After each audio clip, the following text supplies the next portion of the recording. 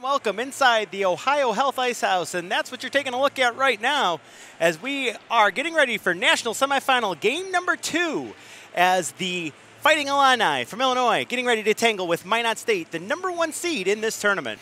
Yeah, you got to hope Minot. This has been the bugaboo in their tournament. They have been #1 through much of the year, only to lose in the quarterfinals, the semis, and not make it to the national championship game. I'm Thomas, this is Jay. We're going to get you ready for this game here, which is close to puck drop in national semifinal game 2. Minot gets to this level after winning 2 games. They've beaten Arizona by a score of 5-1. They also knocked off Colorado last night in a 2-1 affair. Yeah, that went down to, they did not have the lead in the game to the 139 minute of the entire game period on a power play goal, and they went ahead 2-1 and were able to prevail for the last minute 39. Meanwhile, Illinois comes in with 2 victories themselves. They've knocked off Jamestown 3-1, and the University of Ohio Bobcats, they got a 4-3 overtime victory. Well, that was one of those statistical anomalies. You actually thought a #5 seed might actually, prevail, or a 12 seed over a 5 seed. And Jamestown, Illinois got 2 shorthanded goals during that period. And again, we're wondering what we're going to see today. Both teams capable of playing a finesse game and a speed game, or a brutal game. Yes, they are. So, folks, we're going to go ahead and take a quick break. We'll come back. We'll hear from the coaches in this game. You're watching the ACHA Division I Men's National Tournament on the YouTube ACHA Network.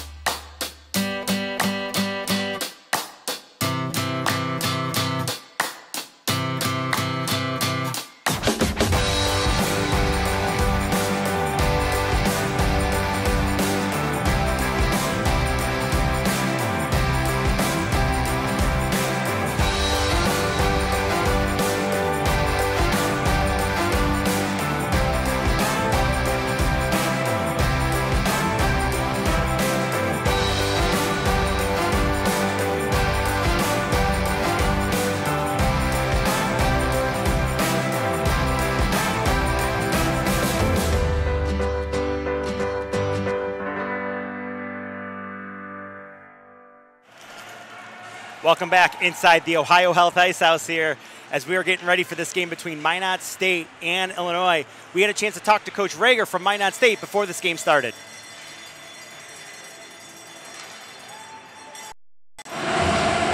Down here with Illini hockey head coach Nick Rainey. Nick, your team hasn't made games since. And I'm down here with head coach Wade Regier, the Minot State Beavers. So you haven't seen Illinois in about a couple of years. So you come into this semifinal game. What's the atmosphere like knowing that 1 game away from that elusive national title? You know what? I think it's pretty calm. I mean, this for our senior group, this is year number 3 out of 4 that they made it to the Final Four, and we haven't been able to punch through to the final game for the last 2 times that we've been here. So it's been pretty calm. I mean, we know what's at stake. I think that's been what the experience is what's led us through so far in this tournament, and hopefully it carries through tonight. Will special teams be a factor? You just saw the Adrian Lindenwood game. There was about 15 or 17 minor penalties. What's the key to staying disciplined in this semifinal game where you know everything's going to be tightly contested down the middle? You know, it's going to be emotions will certainly be high, no doubt about it. You know, it's one of those areas you certainly can't control. I mean, last night they didn't call anything, and now tonight it seems like they're calling everything. So, you know what, those are factors that we can't control, and hopefully we can stay disciplined, keep our emotions in check, and then if we do get power plays, we have to execute, because if it is a game where there is only 2 or 3 power plays called, they could be crucial turning points of the game. So hopefully our guys stay disciplined and you know, understand it's a 1-game elimination, and 1 penalty could be the difference. You mentioned Cristiano also had the chance to catch up with Coach Nardi before this game got underway. Down here with Illini hockey head coach Nick Rainey. Nick, your team hasn't made that national title game since 2009. What's the key for you to start out great against the Minot State Beavers? I think the key for us is going to be starting fast. We've talked a lot about trying to get to our game early. I feel like as a group, I don't think we've played our best game here yet. So a key for us is really going to be coming out flying. 11 for 11 on the PK in this tournament. What's been going so right for the guys whenever you have a man advantage or disadvantage or two? Well, the penalty kill's really been a strength for us all year. It starts with winning draws and being able to get 200-foot clears and really contesting entry. That's when we're at our best. So hopefully we can not have to kill off 5 penalties today, but we take comfort knowing it's a bit of a strength for us. You found success.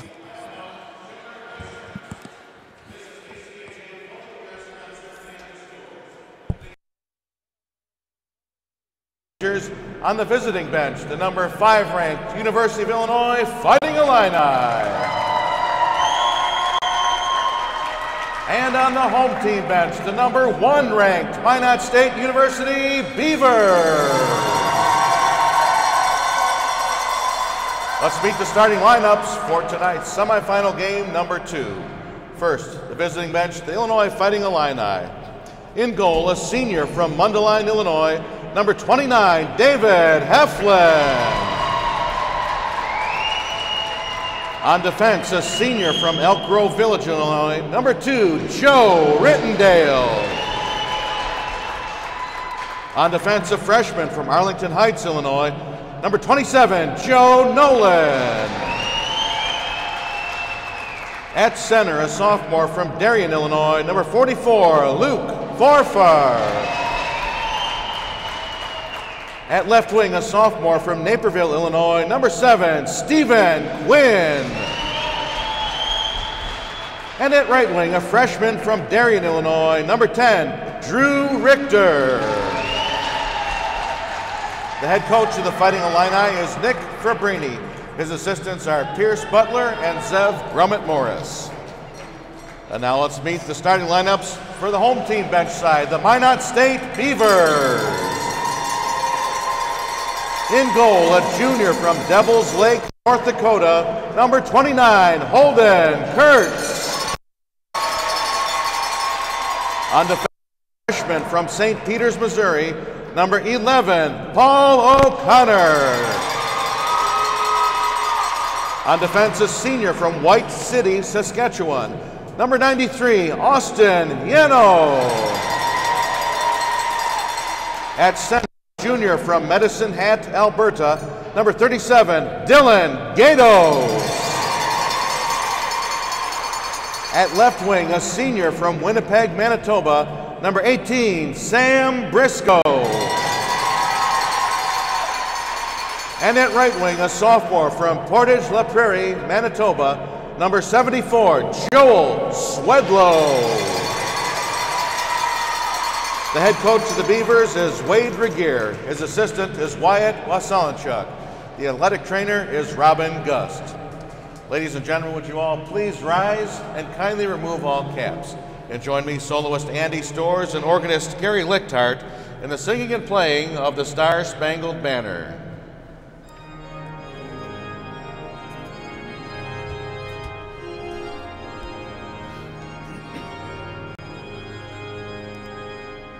Oh, say, can you see by the dawn's early light what so proudly we hailed at the twilight's last gleaming, whose broad stripes and bright stars through the perilous fight o'er the ramparts we watched were so gallantly streaming, and the rockets red glare, the bombs bursting in air, gave proof through the night that our flag was still there.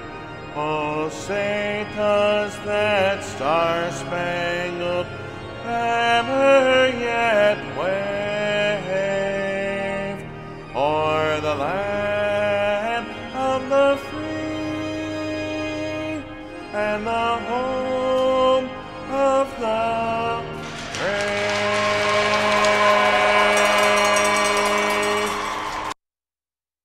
Heard Andy Storrs there to hear from in Husky. This is the ACHA National Tournament semifinals. The University of Illinois versus Minot State, the Beavers and the Illini. This should be a fun matchup here, Quinn, simply because these two teams haven't faced each other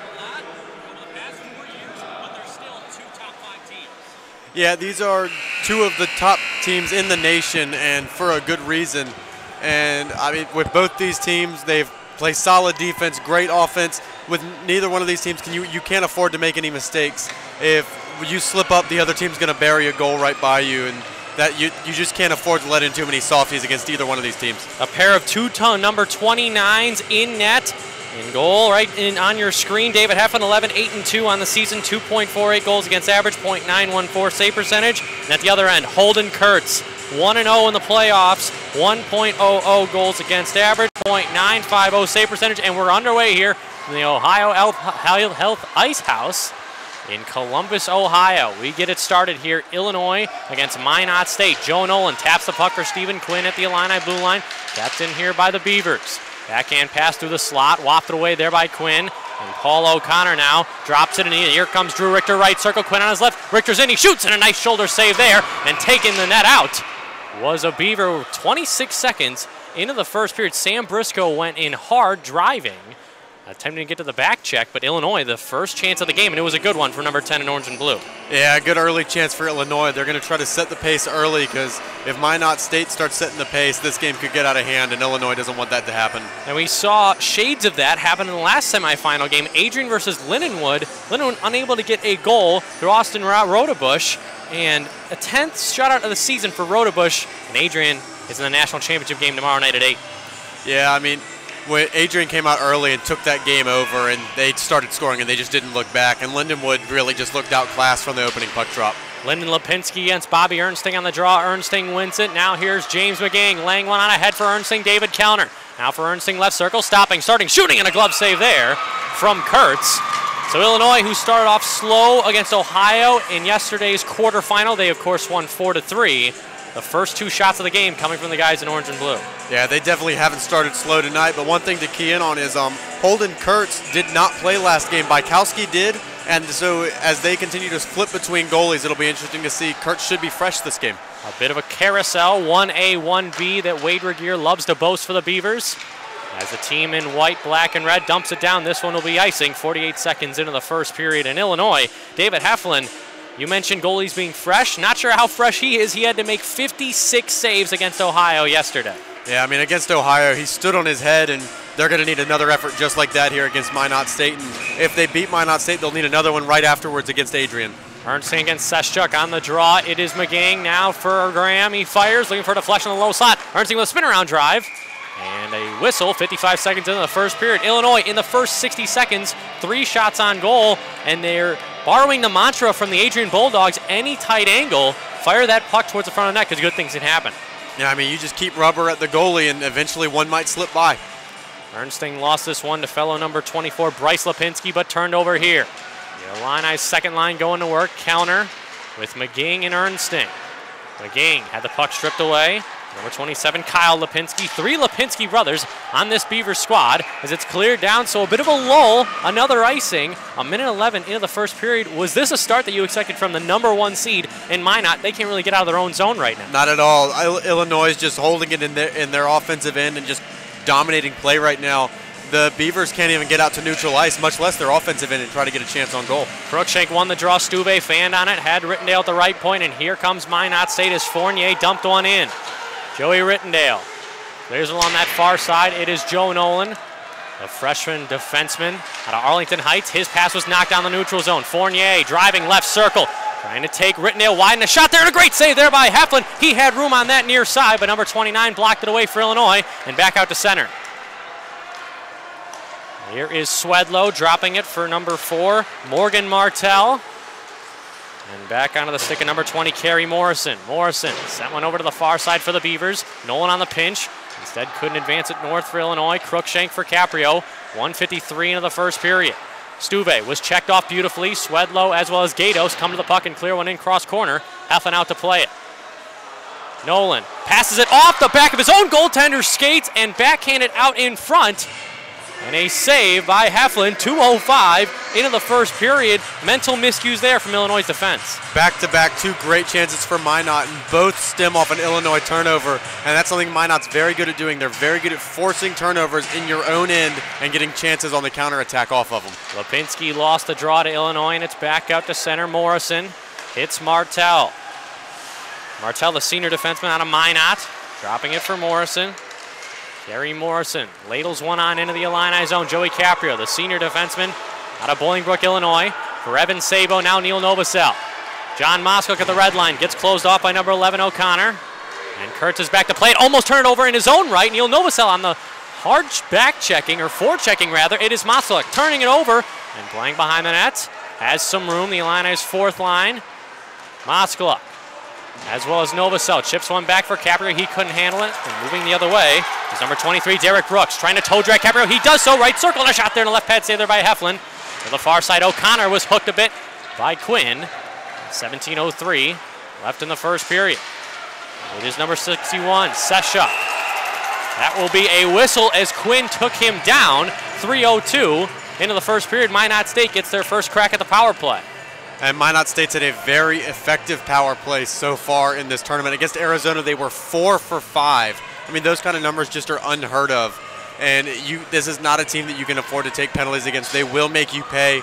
Illinois is going to have to be strong on this kill here. Minot State 5 for 7 on the power play in the playoffs. Illinois 11 for 11 on the PK. Something's got to give here, Quinn. Back out of the right point, it is Morrison. Faking the drive, now right circle. A shot there up high, and that redirected off of Heflin's pads, but he was unable to track that rebound. Ernsting clawing for it along the near side as well as Rittendale, but kept alive by number 14, Wowrick. To the left side it goes for Bolifer. Bolifer, the captain of this Beavers club. Now for Seshuk. 16:30 left in the first period. Holding on to it now, the Beavers very deliberate on this power play. Bolifer to the right side. Morrison going to the high position. Far right on top of him, looking for a backdoor play. That pass exploded off the stick of Seshuk. He will grab it along the far side wall. Dropping it for Bolifer. Bolifer fakes that slap shot, goes to the right circle. And a shot there from Wowrick, blocked away by Nolan. 50 seconds into the Illini PK. As now along the goal line, a tight angle shot, and a save made by Heflin. Cleared down by Nolan, but kept on the line by Bolifer. To the right side, Morrison lays one on, and that one's blocked in the low slot by, I believe, number 16, Dylan Johnson. And wrapped through Rittendale's legs, and back to the left point we go for Bolifer. Pressured by Ernsting, he goes cross corner. Forfar knocks out of midair. Kept alive there by Minot State. To the right point it goes. Morrison walking the line. Defers over to the right side. A shot, another step by Heflin. He holds on. 4:19 into the first period. So Illinois keeping Minot State to the outside, but there are still shots coming from the Beavers. Yeah, I mean, the Beavers are getting shots, but it's a great job by Heflin. No rebounds. And as long as there's no rebounds coming out, those outside shots are not going to do anything. The goal for the Beavers here is to get a rebound, and it should spring right out into the slot. But until that rebound happens, this is going to be an easy kill. Crookshank won the draw against Lyndon Lipinski. Rang along that boards, but now it's going to be kept by Kyle Lipinski. Behind the net we go. Number 24, Bryce Lipinski for Kyle. Exchanging passes along that near side wall. Kyle looking back door. It's tipped there by Crookshank to the far side, where it's Killian escaping. And he still has the puck.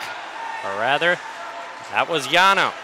Yano, nice move, finessing by. Number 93 in white, black, and red, the low slot. 13 seconds left on the power play. They reverse. And skating deliberately now to the top of the point, Yano. Yano tied up, and that will be a block from James McGing. He may have a shorthanded breakaway. McGing gloves it down to himself and wafted away there beautifully by number 27, Kyle Lipinski. We're back to even strength, but a nice kill for Illinois to start this game. Yeah, strong kill. They really didn't give the Beavers any chances at all. Just a great effort from the Illinois. Back out to the middle, it's Joey Rittendale. Cross for Joe Nolan. We're 5:20 into this first period. The semifinal game, now it's Novosel. Going to the far side, tapped in there by Moskalik. Yano stopping and starting. Moskalik broke up that pass, but taken away by Bryce Lipinski. Evan Sabo now, driving along that far side circle, has Novosel cutting in the front of the net. A shot there wide of the glove. I don't think Sabo ever saw Novosel. Also would have been an easy 2-on-1 opportunity for Illinois. Candati. The puck in the Illini zone, flips one out, and Forfar one hand on his stick, whacks against Martell, and Martell wins that battle. As Candati pinches, and the counter here for Minot State, but broken down easily by the sophomore defenseman Candati. Held off there by Bryce Lipinski, now back for number 20, Kerry Morrison. He gets the pass back from Martell. We'll see a lot of Martell and Morrison moving forward from Wade Regeer's club. Flipped on in, it's Candati. 13:47 left in the first period. Candati is rushed. There'll be a turnover here from Illinois, and Minot State right there to capitalize to the left point. It goes Morrison. He shoots through traffic. Off of Heflin and reversed here for number 61, Shane Seshuk. Seshuk now to the high slot. Here it comes, and a shot was blocked. And a rebound try. Oh, wow, Jack Graham with 2 big blocks and another third chance. And Heflin's going to sprawl on this one. So the Minot State Beavers, they show some life here. 5-on-5, but Heflin as well as Jack Graham shuts the door. That was by far the best chance for the Beavers all night, and Heflin just shut it down like it was nothing. A great trio of saves there. And another thing to key on is Morgan Martell. He's been scratched throughout this tournament. This is his first game of the tournament, and Reese Foreman, number 8, the other defenseman on this team, is scratched for the first time this tournament. So Martell should have fresh legs. He had 15 points in 28 games in the regular season out of Minot, North Dakota. A hometown kid trying to bring some of these Minot State faithful. They travel very well, as did Adrian's fan base. Illinois, too. Everybody in this semifinal well represented here, and that just makes for an even better atmosphere. Without a doubt. Getting tossed from the draw is number 37, Dylan Gatos, against Bobby Ernsting. Ernsting was tied up momentarily. It comes free for Joel Swedlow. He stops and starts along that far side corner. Number 74 lays it back, and a drive off the blocker of Heflin. Comes for Lipinski along that left side. Dump down low for Gatos. He'll spin away from Nolan. Ernsting on the back check, 13:08. Left in the first period, no score between Illinois and the Beavers. Nolan escaping, and a shot there quickly, and a turnover from Nolan. That's 2 for him so far in this game. Unable to get a shot on goal were the Beavers. It is counter, gaining at the other end of the ice. Escaping free is number 16, Dylan Johnson, who scored the game-winning goal last night, late in that third period to advance, or to send Minot State to that semifinal game.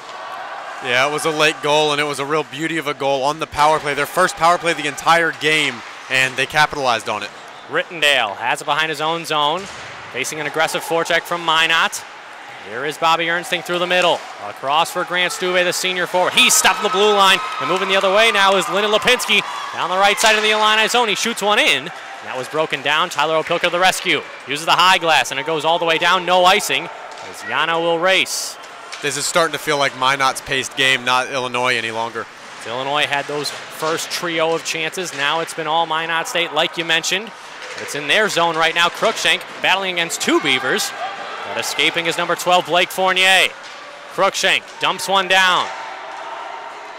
Number 11, Paul O'Connor, brushes off a hit from Thomas Kolaz to the near side corner in the Beaver zone. Flipped out cross corner, intended for number 24, Bryce Lipinski. Kept in by Fournier. Behind the goal now, it's Tyler Opilka, and a wrap chance out in front, and they score! Blake Fournier! 8:20 into the first period, the Beavers are off and running.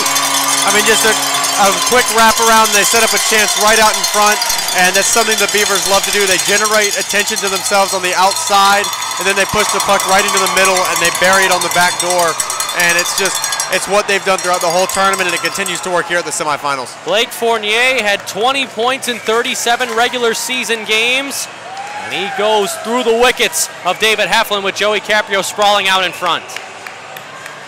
1-0 Minot State, the number 1 seed, flexing their muscles against the number 5 seed University of Illinois. Illinois allowed the first goal against Ohio in last afternoon's affair. It is Novosel with a quick shot. That's blocked away by Martell. Behind the net goes for Morrison. Nice transition here from the Beavers. They've been much calmer since that opening minute after that puck drop as we get a whistle, 8:38 into the first period, 1-0 Minot State. But if you're Illinois here, it's the number 1 seed you're facing. You've been the lowest seed in your past, the higher seed I should say, in your past 2 games. The resiliency factor, what do you think Illinois is going to be attacking Minot State with moving forward, already down 1 goal? They just need to get back to playing their game. They're trying to adjust to Minot's game. They're playing their game at the start of the first, and they played much better. They've got to get back to that. Forfar out to the middle. Stephen Quinn, a penalty coming up as Forfar was taken out of the neutral zone. Heflin off for the 6th attacker. Grabbed there by Minot State. 8:55 into the first period, and Dylan Gatos will get the gate. If you wanted resiliency from Illinois, you may see it thanks to this upcoming power play chance. Forfar's hurting too.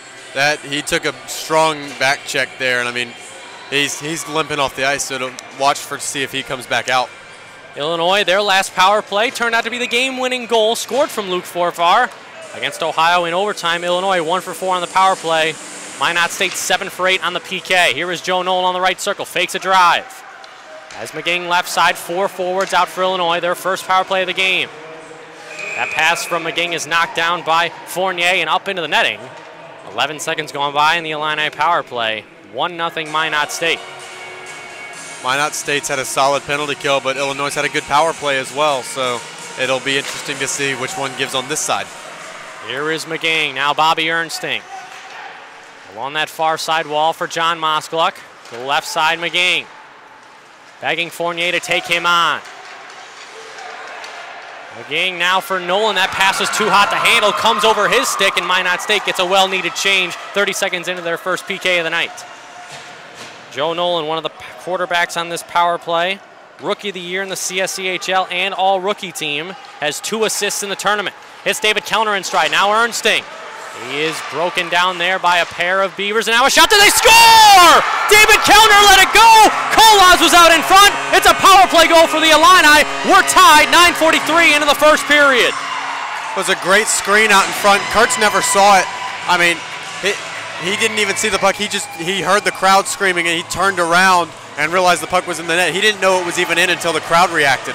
Bobby Ernsting went 1-on-3 against Minot State, had the puck swiped from him. Kellner, who had only been on the ice for a couple seconds, picked up the puck along the right circle and floated one on with Kolas right in the kitchen of Kurtz. Yeah, I mean, Kurtz never saw it. It was a changeup of a shot, wasn't ready for it.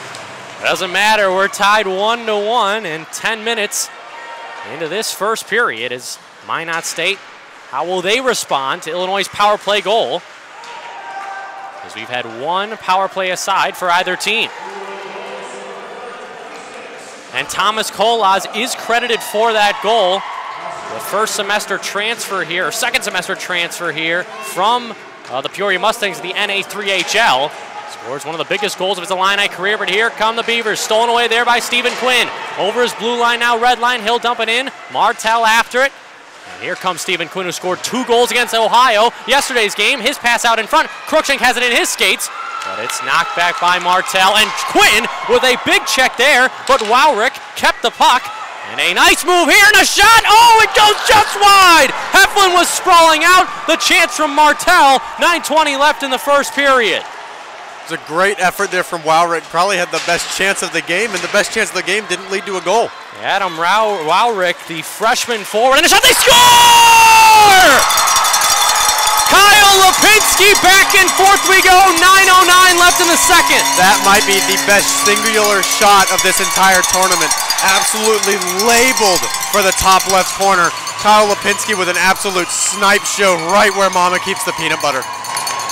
2-1 Minot State is Lipinski with a bomb. He had 2 goals in the regular season because he is a defenseman, and that's just picture perfect over the blocker of Heflin and off the iron.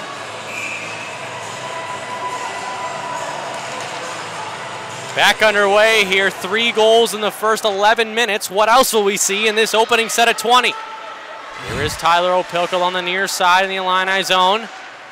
Cleared up, and it's Moskluck. Lost it there to Yano. Through the middle it goes. Didn't hit a Beaver stick. And this will be icing. 11:09 into the first period. The way this game's going so far, I wouldn't be surprised if the final score is 10-9. Neither team's really putting up much defense at all. Both teams are just walking in, getting great chances back and forth.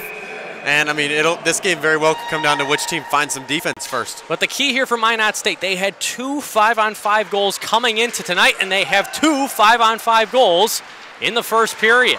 So maybe that could help their even strength troubles as of late, as they failed to generate more than a couple goals at 5-on-5 in the first 2 games. Cleared in, Kurtz was unable to handle that along the stanchion, comes free for Ernsting. Going down low for Kellner. He battles against Yano. He blocks another pass. Here's James McGing. He slaps one on and a right pad save there. Had to be quick was Kurtz. On the far side corner, O'Connor, a nice outlet feed. And a dangle move there from Yano, too fancy. McGing has it, 3-on-3 for Illinois. Nice pass out in front, off the back of Ernsting. And played here by O'Connor to the right side. Here is Nolan out in front for Ernsting. A nice play there and a left pad save by Kurtz, shutting the door. They cleared along the high glass. It's going to be an offensive showdown, it seems, between Illinois and Minot State. Yeah, both these goalies have been getting hung out to dry back and forth. It's just going to come down to which goalie can make more fantastic saves, it seems like. 7:50 left in the first period. Paul O'Connor out of St. Peters, Missouri, lost it to Stephen Quinn, who has a couple. Beavers right behind him, and instead he comes out free. Now to the left side, Caprio.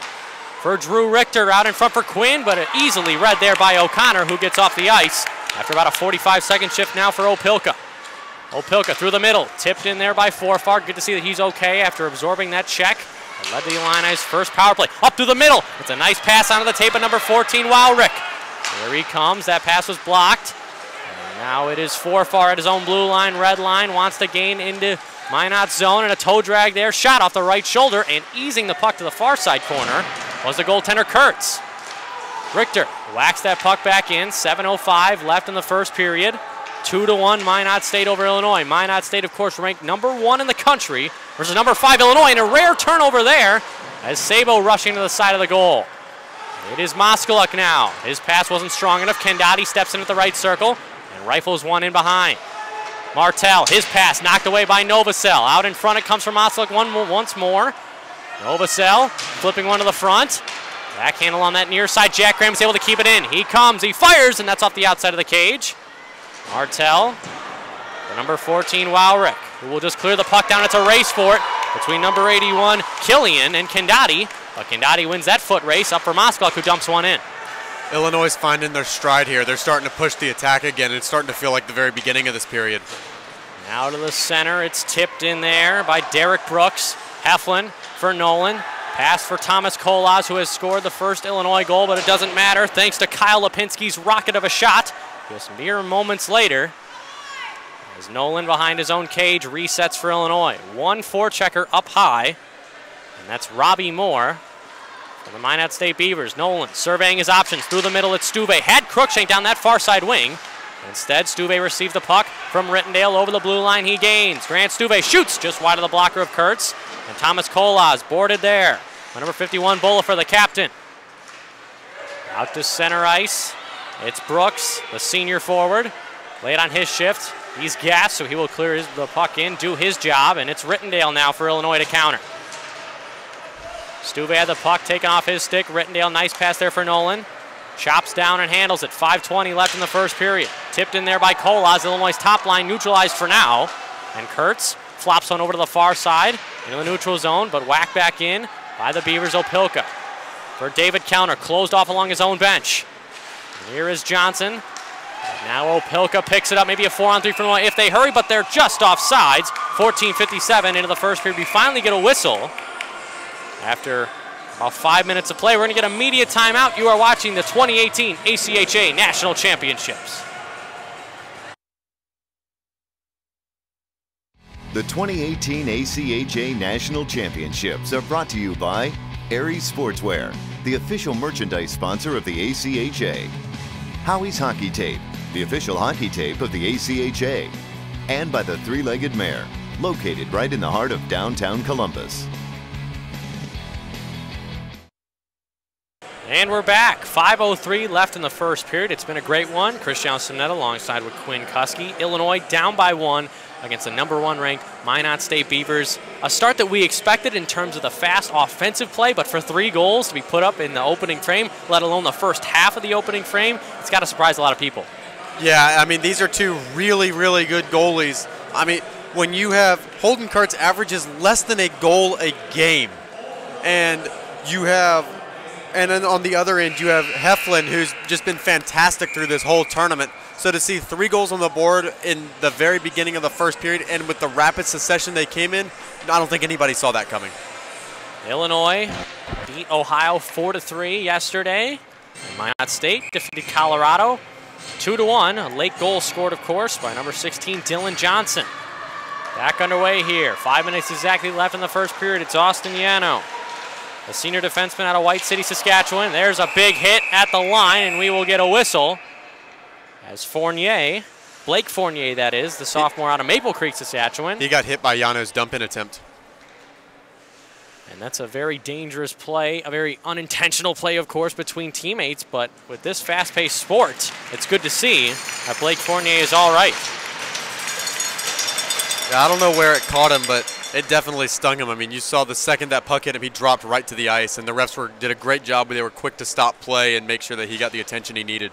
And that's the most important thing when it's an injury that severe, where you see the player obviously injured. It's okay to blow it down because there's no obvious scoring chance going on between either team. As the infraction, or the stoppage rather, happened in the neutral zone. Here is Condati. To the far side, James McGing gloves it down, clears it in for Illinois, and dumped back to the middle area where it's wanted ahead by Wowrick. Cleared back by the Illini. Bobby Ernsting on the forechecks, not going to be able to get it. Seshchuk will against Graham. Here he comes on the goal line, poked away by Heflin to the far side. It is McGing. Now for Bobby Ernsting, 2-on-2. He goes skate to stick, eases one over for number 19, Kellner. Jump there by Yano, and Kellner plays it along the near side boards. James McGing 1-on-2, 1-on-3 against Paul O'Connor, as well as another pair of Beavers.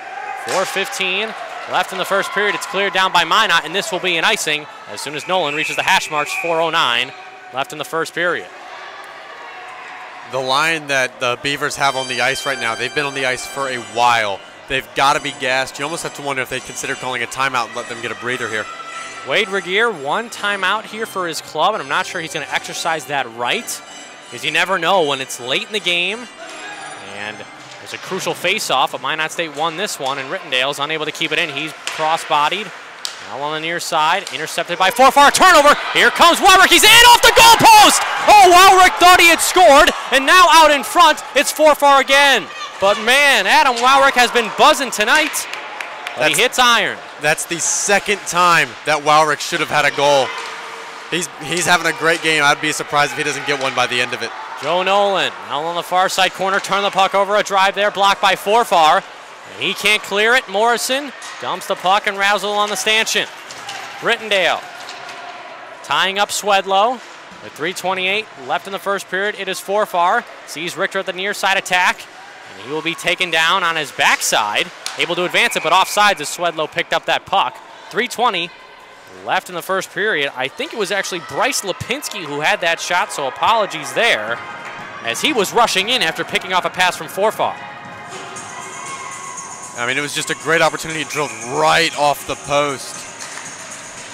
If you're Illinois, that is one post away, a couple of inches away from 3-1, and it would have been off a defensive zone turnover that could have been avoided.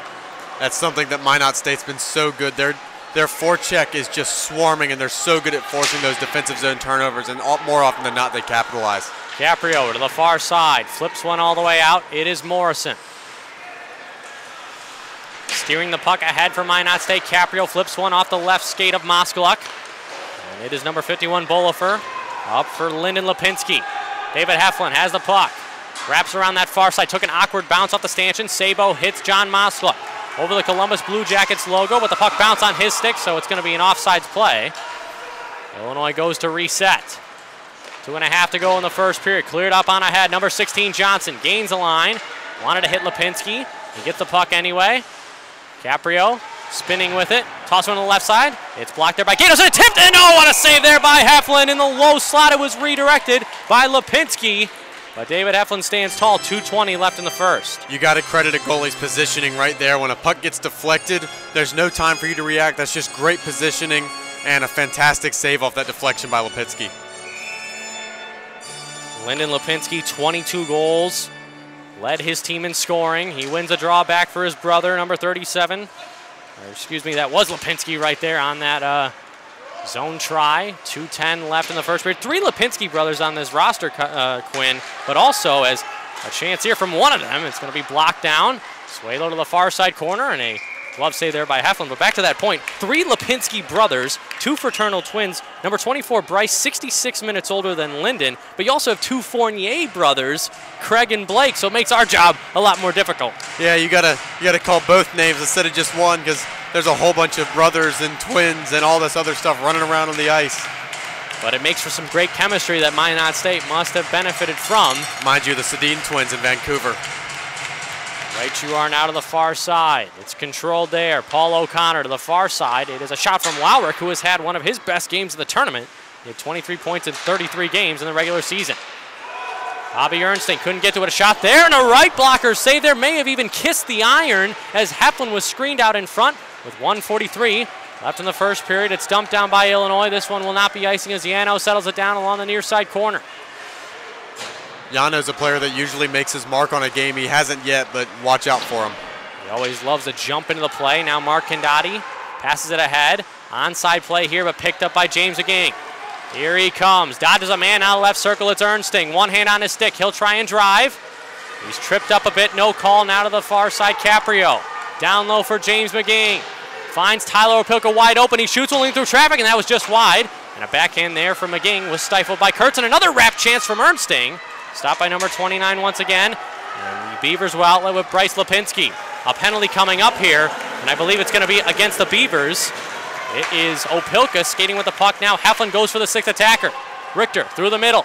Now for Ernsting. He'll dump one in and stopped by Kurtz, but Illinois to a crucial second power play of the night with 48.7 left in the first. Well, Illinois is 1 for 1 on the power play so far. If they can get one here, maybe before the end of the period, they strike even, because statistically, a team that has their power play broken up by a period intermission scores less often. So they're going to want to try to get one here in these next 48.7 seconds. You mentioned it, they've already scored tonight. Thomas Kolas, the redirection out in front. David Kellner had that initial shot.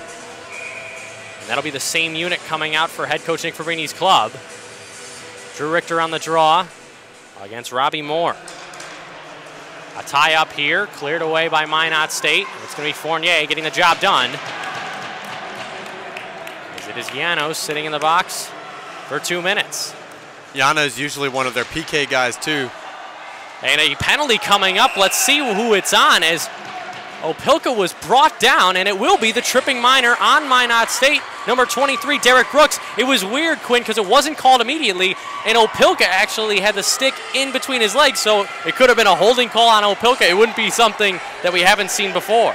It looked like these refs have usually done a pretty good job of letting stuff go. It's playoff hockey. They're trying to let the players play, but they realized that Opilka's going down there was going to lead to a scoring chance for Brooks right out in front, and you can't have a trip lead to that scoring chance, so they had to call it. Now you got a 5-on-3 for 1:44.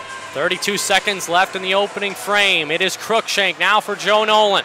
The Miners scored on a 4-on-3 power play yesterday against Ohio. They try and squeeze the ice down.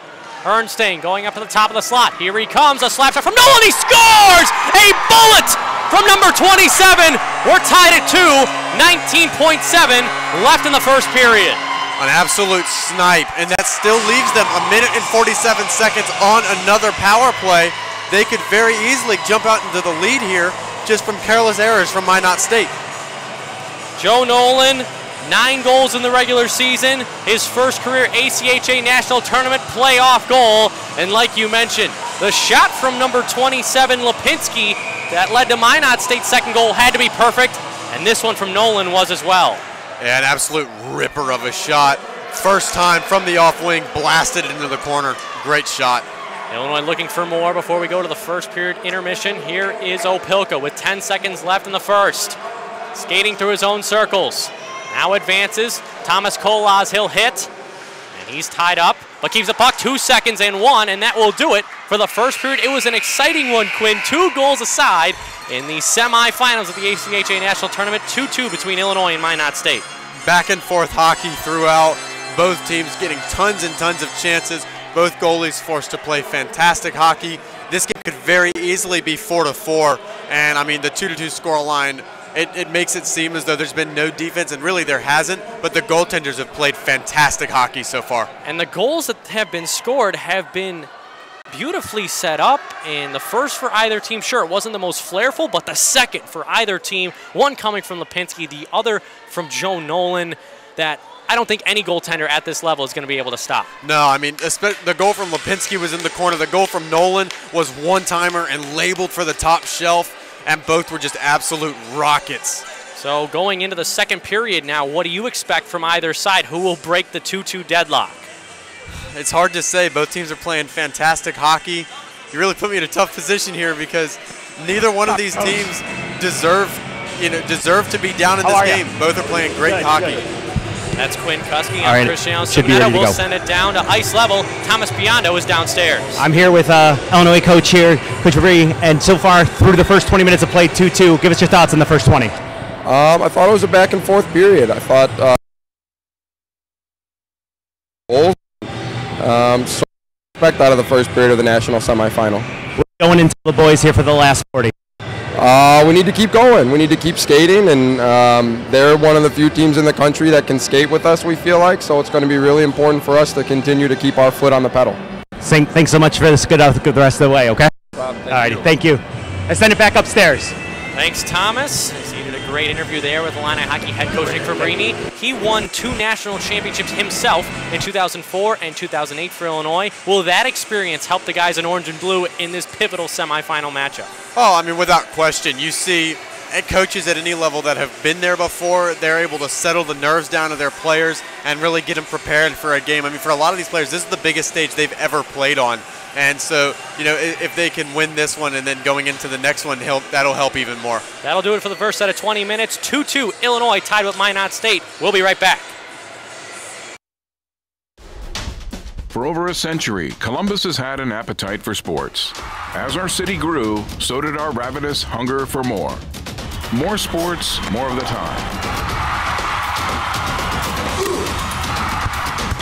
And not just the mainstream, we wanted it all. A sports city founded on determination, focus, strength. We were never mediocre, and to this day, we never settle. We're a bunch of sports-crazed, competition junkies dying to sink our teeth into whatever game, match, tournament, league, or season thrown our way. You see, Columbus is full of passion. Passion for all that sports embody. Hope, challenges, progress. As we continue our journey to be one of the world's best sports destinations, it's clear Columbus has no off-season.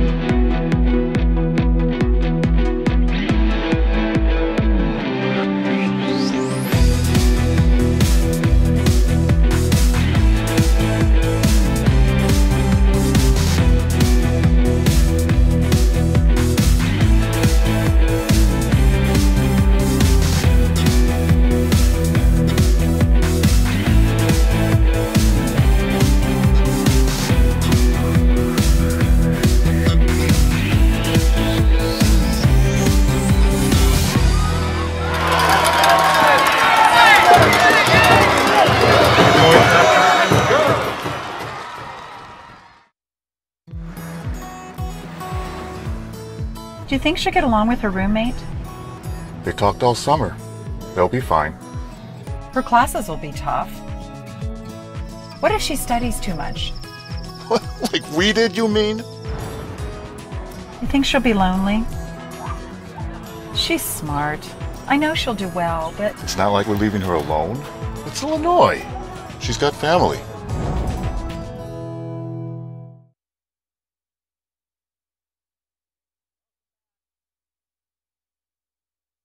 And welcome back here inside the Ohio Health Ice House. We've reached the first intermission in National Semifinal Game 2. Thomas Piano here with Jay Sewell. We have a 2-2 game between the Fighting Illini and the #1 seeded Minot State. Fighting Illini come in as the 5 seed. And Minot State, a team that gives up less than 2 goals per game, give up 2 in the first period.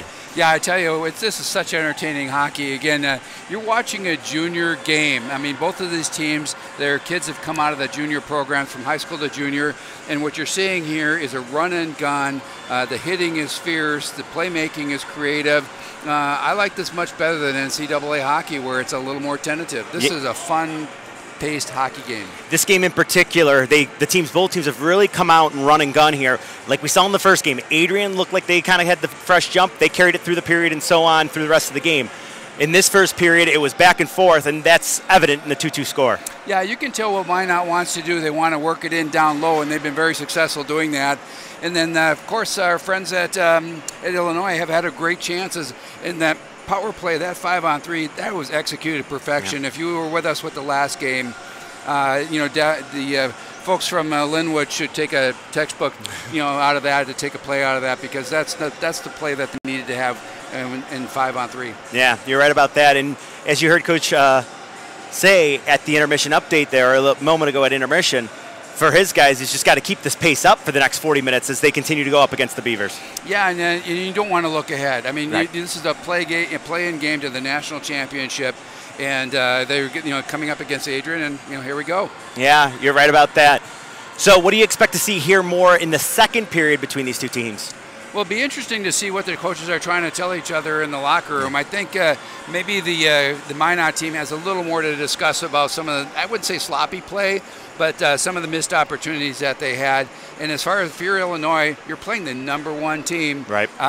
You play your system and you take those opportunities. Yeah, you need to keep your scoring chances up and really keep pestering the netminders here for Minot State, because their numbers are just so good during the season. Well, they're the people that broke the anomaly. They're #5 playing #1. This has been the Achilles heel for Minot, is not to get through these rounds. But if you look at what's going on with Illinois, I don't see any of that bench being afraid of the #1 team definitely at all. Not. Yeah, and with that, folks, we're going to go ahead and step aside. When we come back, we'll take a look at some of the first period highlights. My name is Kelly Lorenz, and I'm the Team Store Specialist here at Aries. AriesTeamStore.com is our solution to helping coaches put together spiritwear sales and fundraising. My name is Adam Walters, and I'm the head boys and girls track coach at Olentangy Orange High School. The fundraising feature of AriesTeamStore.com is nice because you can add $1 or $2 to every item, and then if you have 100 kids and they all buy one item, you just made a quick, easy $100 or $200. It's effective and simple, easy to use, and you get great apparel.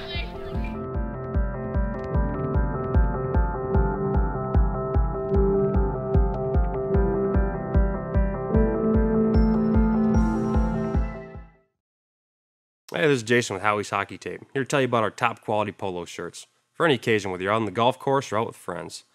Our dry fit polo will keep sweat away from your body and keep you on your game. Stay dry, cool, and looking good with your Howie's polo. Hello, this is Harry at Howie's. Not all hockey pucks are created equal.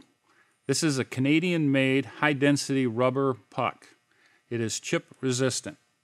If you'd like, we'll put your team's logo on a case of these pucks. This is a good product.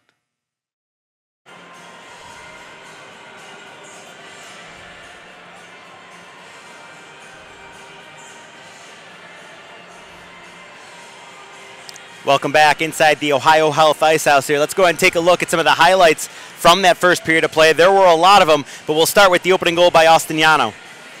Yeah, Yano is one of the biggest players in the game right now in Division I. He is just a playmaker at all sides of the ice. Sorry, that was actually Lipinski scoring the first goal of the game. The Illini would come back on the power play with Kolas. Yeah, and there it was. It didn't take long for them to tie up the score. Exactly what they needed to get back in this game. A good answer. Yeah, you don't see a lot of 5-hole goals get by the Minot State netminder Kurz. Meanwhile, this is Lipinski again with a short side snipe that basically rang in off the top corner. Well, again, this is what they're giving him. They're not giving him the center of the ice. So what are you going to do? You're going to come inside and go long side. And then on a two-man advantage late in the period. Actually, we're going to get one more look at that last snipe here. Short side, great view from our cameraman down there. As you can see right on that angle, exactly what Heflin saw as it just kind of whizzed by that blocker side. Yeah, netminder was a little upset with himself that he didn't get over to that side a little bit faster. he would make one more great save off the post, and there would be one more goal scored late, a 5-on-3 power play goal by the Illini to tie us up at 2 apiece here at the first intermission of National Semifinal Game 2. Game 1 went to Lindenwood, or Game 1 went to Adrian. Game 2, as we said, first intermission. Let's go ahead and take a look at that last goal by Joe Nolan. Just a bullet of a slap shot. Well, look at how Illini they just rotated in and they found the soft space and the seams in that time, and off they went, which is, again, 5-on-3. You want to start collapsing. It's no sense in putting everything around the perimeter and shooting around. You got to get that goalie moving from side to side. It was a fabulous, well-executed 5-on-3. It was indeed, and when we come back, we'll have the guys, Cristiano and Quinn, will be back with second period action. You're watching the ACHA Men's Division I Tournament here, brought to you by the ACHA YouTube channel.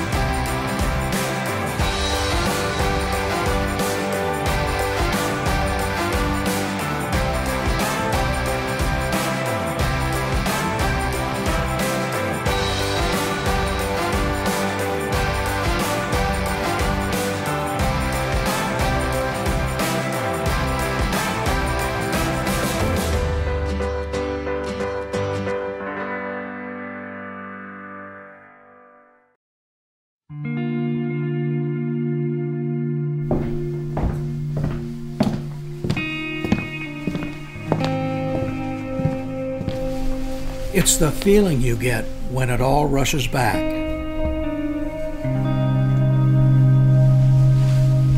The lights, the sounds, the thrill. This memory has been earned and preserved for a lifetime.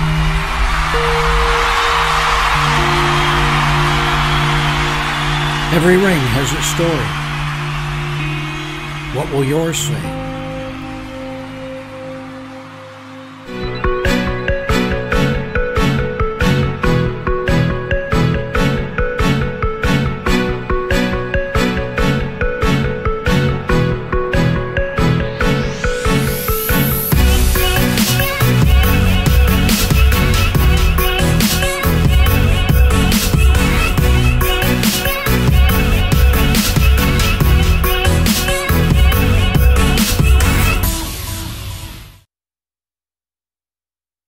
Here are some sights and sounds from tonight's first period.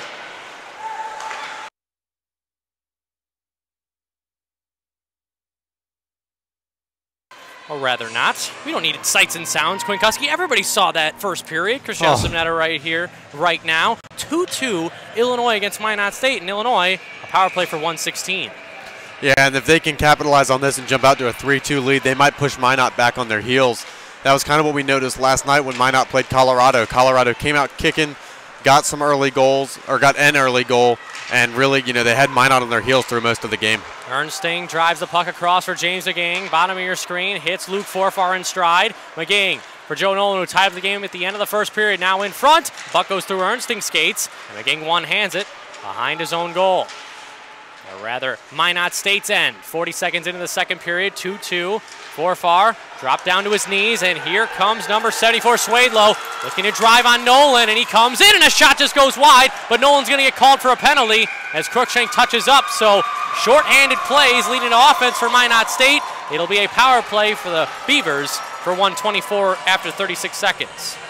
Yeah, I mean, it was a great singular effort by Swedlow to force his way to the net, and there was not much that that Nolan could do there, but he forced a penalty out of him. I mean, if Nolan doesn't take that penalty, it's going to be a fantastic chance and more than likely a goal. So while you hate to take a penalty, it was a smart penalty given the situation. Swedlow going wide there on Nolan. He liked to think that he released his hands there, but the referees thought otherwise. 4-on-4 for 30 seconds in the opening minute of this second period. Caprio out for Stephen Quinn, the hero of yesterday's game. 2 goals against Ohio. Now Richter, a fadeaway drive, goes wide and reaches the end boards. Quinn fighting with Richter once again. He comes free to the left circle.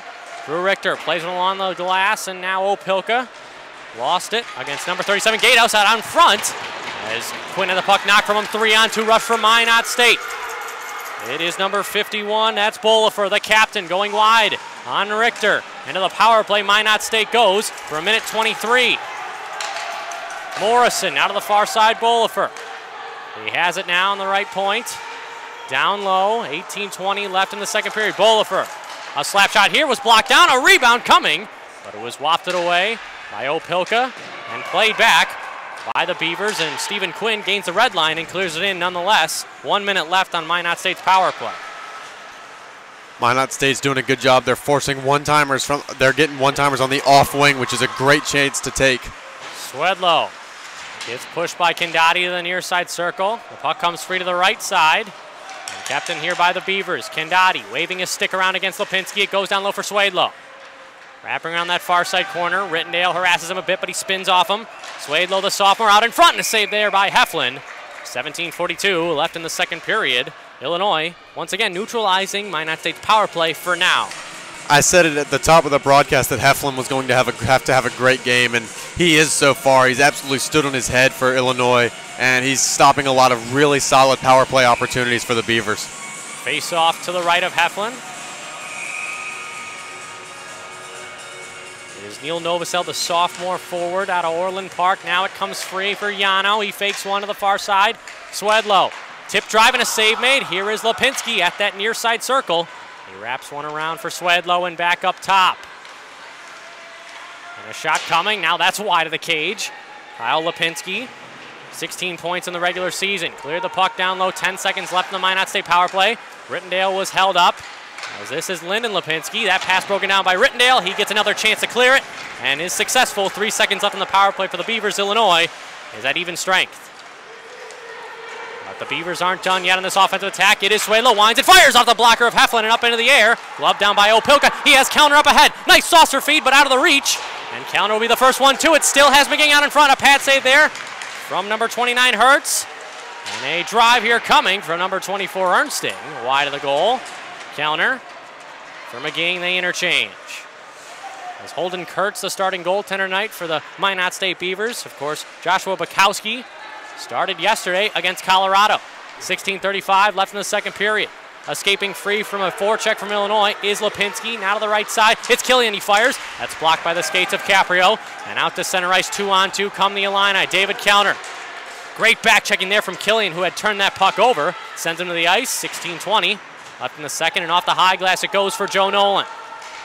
I almost feel like both these teams are playing better during 5-on-5 play than they have been on power plays and penalty kills. They certainly seem more comfortable in that aspect, even though Illinois with 2 power play goals tonight. Cruikshank was bothered, and Nolan swats one out of the air for Morrison, who clears one back in on delayed offsides for Minot State. 15:55 left in the second. Joe Nolan skating freely out of his own zone, gains the red line, goes cross corner. Kolaz on the forecheck against Morrison. He settles a bouncing puck down, cleared to the left side. Rittendale to keep. He backhands one along the stanchions. Stuve was bodied off. Morrison sees an open outlet feed for number 23, Brooks. Gains a blue line, toe drag. That was stifled there by Rittendale and backhand to the near side corner. Stuve lays one across now for Nolan. He was rushed. Here comes Seshchuk. He goes down low, a tip, and that was just wide of the net. And behind the cage it'll go for Minot State. And Brooks tipped one to that far side half wall, but it is Cruikshank. Great pass for Thomas Kolaz through the middle. Dodges the check, stopping and starting. It is Stuve. Kolaz at the right circle. He fires, but that one was missed. And he took a body check right through the chest, and he's a little slow to get up. But here comes Minot State, the right circle. It's Martel. Goes back door, and that pass was off the right pad of Heflin. Here we go, Quinn. 2-on-2. Illinois' turn. Moskaluk moving in. He fires in and out of the glove there of number 29, Kurtz. But escaping freely is Paul O'Connor. He can really move on the back end. 14 points in 31 regular season games. It's Sabo. Another hit there. And Moskaluk, maybe a 2-on-1 for Illinois. Sabo cutting in the left circle. John Moskaluk or Evan Sabo. That one was blocked away. And a rebound try coming as the puck was battered free. And that was loose.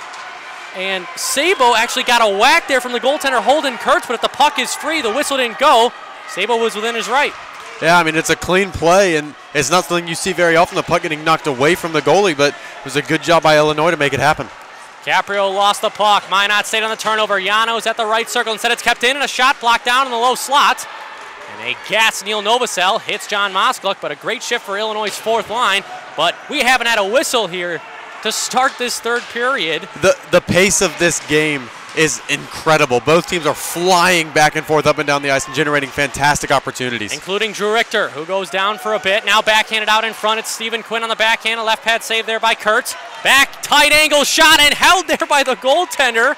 And wow, that's an unconventional shot there from Illinois. But as you mentioned in the first period, it doesn't matter where the angle comes. I believe that's only our second whistle in 6:14 into the second period. Yeah, I mean, both teams are flying up and down the ice, generating fantastic opportunities back and forth. We're not seeing a lot of turnovers. It's crisp passing for both teams. Just no mistakes. The question is, which team's gonna get one at this point? Forfar on the draw with Lyndon Lipinski. Tie up here. Minot State coming away with it. Nice pass on the tape of Brooks, going one-on-one against Kendati. Kendati canceling him out. Here comes Morrison. He stops and starts shooting, and a save there by Heflin with the chest as Moore was out in front looking for a rebound try. 13:34 left in the second period. But Minot State's transition through their own zone was another reason why they're #1 in the country.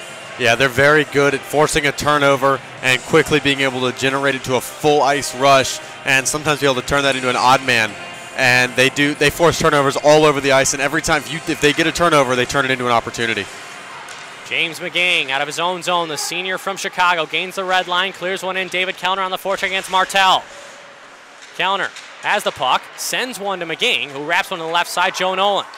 He fumbled the puck, and he takes a big hit. One hand on his stick, he couldn't get to it. And here is Seshchuk down the left wing. Toe drag shot, and a shoulder save there from Heflin. And another stop off the side of the mask. What a stop from number 29. And a big hit there as Kellner takes down his man. And back and forth we go again, as this one will be offsides. 13:04 left in the second. This is a trend that we've seen throughout every single game.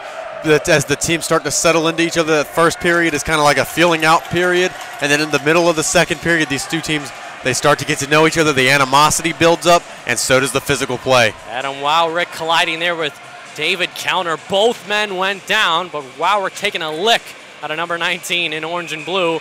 Physicality, we expect it here, Quinn, between two tight teams that don't often get to see each other, so there's rarely a feeling out process because both teams are playing their games. Kolaz takes down Martell in the far side corner. It's Cruikshank, boarded a bit. On the end boards, here is Thomas Kolaz. He comes out free. Nolan, 2 goal scorers from Illinois combining on this chance. And Stuve couldn't get his stick to it. Kolaz on that near side circle. Takes a hit, gives one as well. Reverses here the cycle for Stuve. Grant Stuve tried to make too many moves. Nolan dodged a check there, or rather gave a hit that didn't land. Martell bodied by Kolaz. Cruikshank on the counter along the goal line. He skates freely with 12:27 left in the second period. A big hit there. Cruikshank goes down, no call, as Martell had an angle on him and finished him off. Clear to the far side. Now it's Craig Fournier. Novosel checked the man. Now it's Swedlow, right circle. He'll want to lay this one on. Here it comes, and a glove save by Heflin. Routine stop for him, and Cruikshank wanted a penalty there. 7:50 into the second period. We're still at 5-on-5. I'm genuinely surprised that that wasn't a penalty. I mean, buried from behind, his head he went head first right into the boards. That's the definition of a boarding penalty. I mean, I said from the jump that these refs like to let it go, but I don't feel as though that should be something that should have been let go. You don't want that kind of standard to become the standard. Now it's Jack Graham behind his net for John Moskaluk. This line for Illinois, Moskaluk, Sabo, and Novosel has been one to watch as Moskaluk steers one on and a save made by Kurtz. Moskaluk goes down low here. The captain for the Beavers, Eric Bolifer. To the near side. Escaping with it will be Bryce Lipinski. And now it's Fournier driving here. He's got to step on Novosel. He backhands one wide, and that easily could have been a penalty on Illinois. And our spin-around drive in and out of the glove of Heflin, and kept there for Novosel, who clears one down. This one, I believe, will be icing. as soon as a exhausted Kyle Lipinski reaches the hash marks, 8:28 into the second period. So the refs obviously letting the boys play in this semifinal. Yeah, I mean, we're not seeing a lot of penalties, and for the most part, based on how this game has gone with 5-on-5 play, I think that's better for the action. Oh, absolutely. You never want to see lulls, plays bogged down like that Adrian Lindenwood game, even though the pace was as ferocious as could be in a semifinal game. But obviously the best teams played their best at 5-on-5. It is number 33, Lipinski, staying one on the far side, or rather near side for O'Connor. He slaps one down low for Robbie Moore. Moore, pestered by a pair of Illinois. Now a wrap chance here coming. Where is it? It's at the side of the goal. It's still loose and poked freely there by Mark Condotti. And jostling with it was Brooks, and a shot just coming wide from Yano. Wow, you never see Austin Yano miss that wide open of an opportunity. He at least gets it on net, but David Heflin didn't have to stop a shot as that ricocheted off the end boards. Yeah, Yano's got a heck of a shot. I almost wonder if he was trying to label it for a corner and just got too fine. Nice cross-corner pass for Killian. He dumps it in. David Heflin chips one along the near side glass in the Illini zone. 10:48 left in this second period. Cleared away. Drew Richter's going to win this race. So Kurtz will come out and play it. And flips it over a stick to Yano. Look at the stretch pass here from Minot State here, Quinn, and I think Illinois is attempting to adjust to that with the long change. Yeah, you don't usually see Minot going for too many stretch passes, but it's worked so far, but Illinois is quickly adjusting. Forfar wanted a finesse by Yano. He couldn't. Opelka caught the puck in the right circle. Cleared on in. Stephen Quinn has it. Nice pass across and 1-2 touch, but just rattling over the stick of Luke Forfar on his backhand as this is skyrocketed into the air. Nice pass on tape of Wowrick. Goes right side in front of Killian. And a shot was blocked. And a nice move here. Forfar's got it in his skates. He battles for position. Illinois with some numbers off the skate of Kellner with Quinn cutting the front of the net. The Illini get back into the territory. 9:55 left in the second period. Another stretch without a whistle for a very long time here, Quinn. I think about 4 stoppages in the first 10 minutes. Glove down here, it's Kellner. Stopping and starting, it's Bobby Ernst on the back end. Here is Quinn, he lets one go, and that's blocked away by Swedlow. A nice back check from him. Yeah, both these teams really like to keep play going. They like a fast-paced brand of hockey. Out in front, Colas, he scores! Thomas Colas is second in the game. 10:26 into the second period. Just what a steal there. I mean, Minot State had possession. They turned it over, and Illinois, just like Minot State, if they can force a turnover in their own offensive end, they're going to make you pay. Walks right out in front and buries it past Kurtz, and just like that, Illinois is on top. 4 goals in the regular season for Thomas Colas as he buried one short side on number 29, Holden Kurtz, but it all started behind the goal with Illinois' forecheck. Yeah, solid forecheck for both of these squads. Illinois pays off in this situation, and they force a quick turnover and get a great goal out of it. Fournier jumps a little bit off this ensuing draw. 9:30 left in the second period. Illinois has taken a lead. Minot State wants a hold here as Mark Condotti will be called for it, and that's a huge holding minor coming for number 8 in orange and blue. His stick was tied up with a couple of Beavers. 9:19 left in the second, and this is exactly what Minot State needs, down a goal. Yeah, their power play has been so effective through these first few games of the tournament.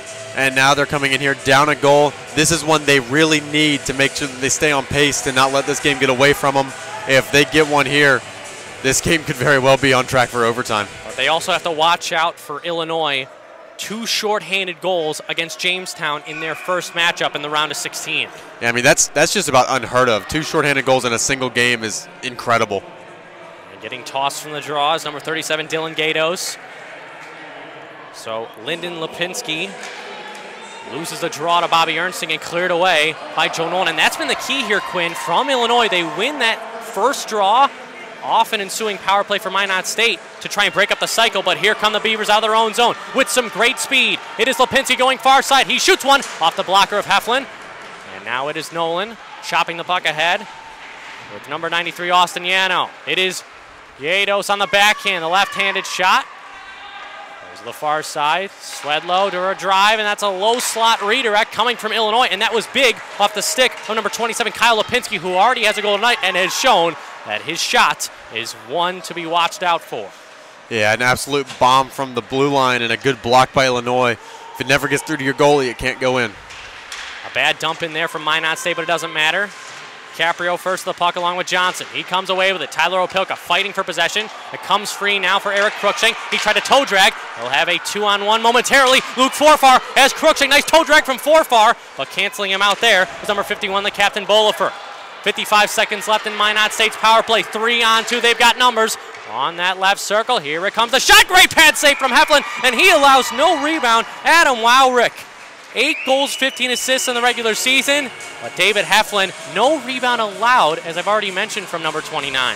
Heflin hasn't been allowing a lot of rebounds this game, and that's the key, because if a rebound squirts out very quickly, Minot State will jump on it and they'll put it behind you. So by not letting any out, he's doing a solid job so far. 48 seconds left on the Beavers' power play.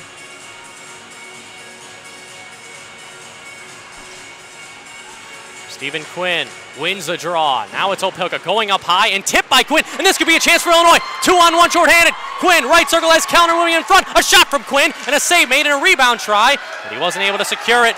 Quick save there from Kurtz, and here come the Beavers just like that. Lipinski, right circle, fires, and a pad save there by Heflin, and a rebound stick jab coming from Swedlow, and that's not going to be well received if you're a member of the Illini.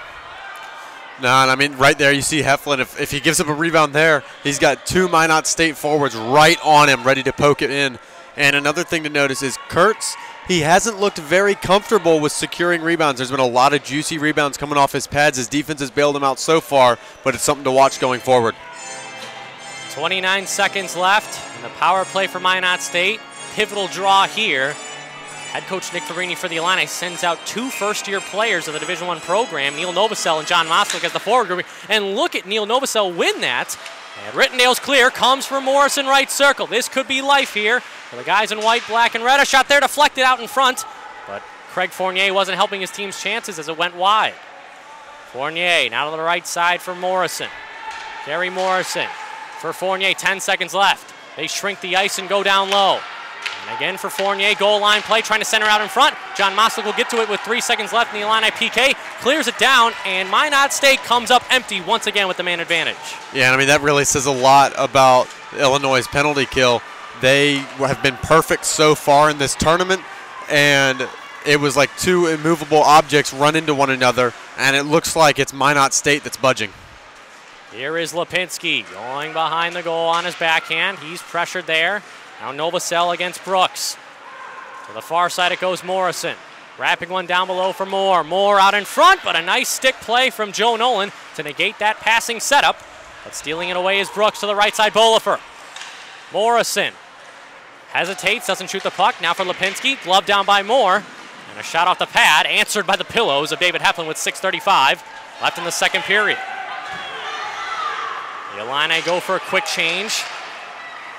Now it is Wowrick, who's been one of the best players for Minot State. A pad save there and far into the corner, and you're shaking your head at that one because Minot State may have had numbers.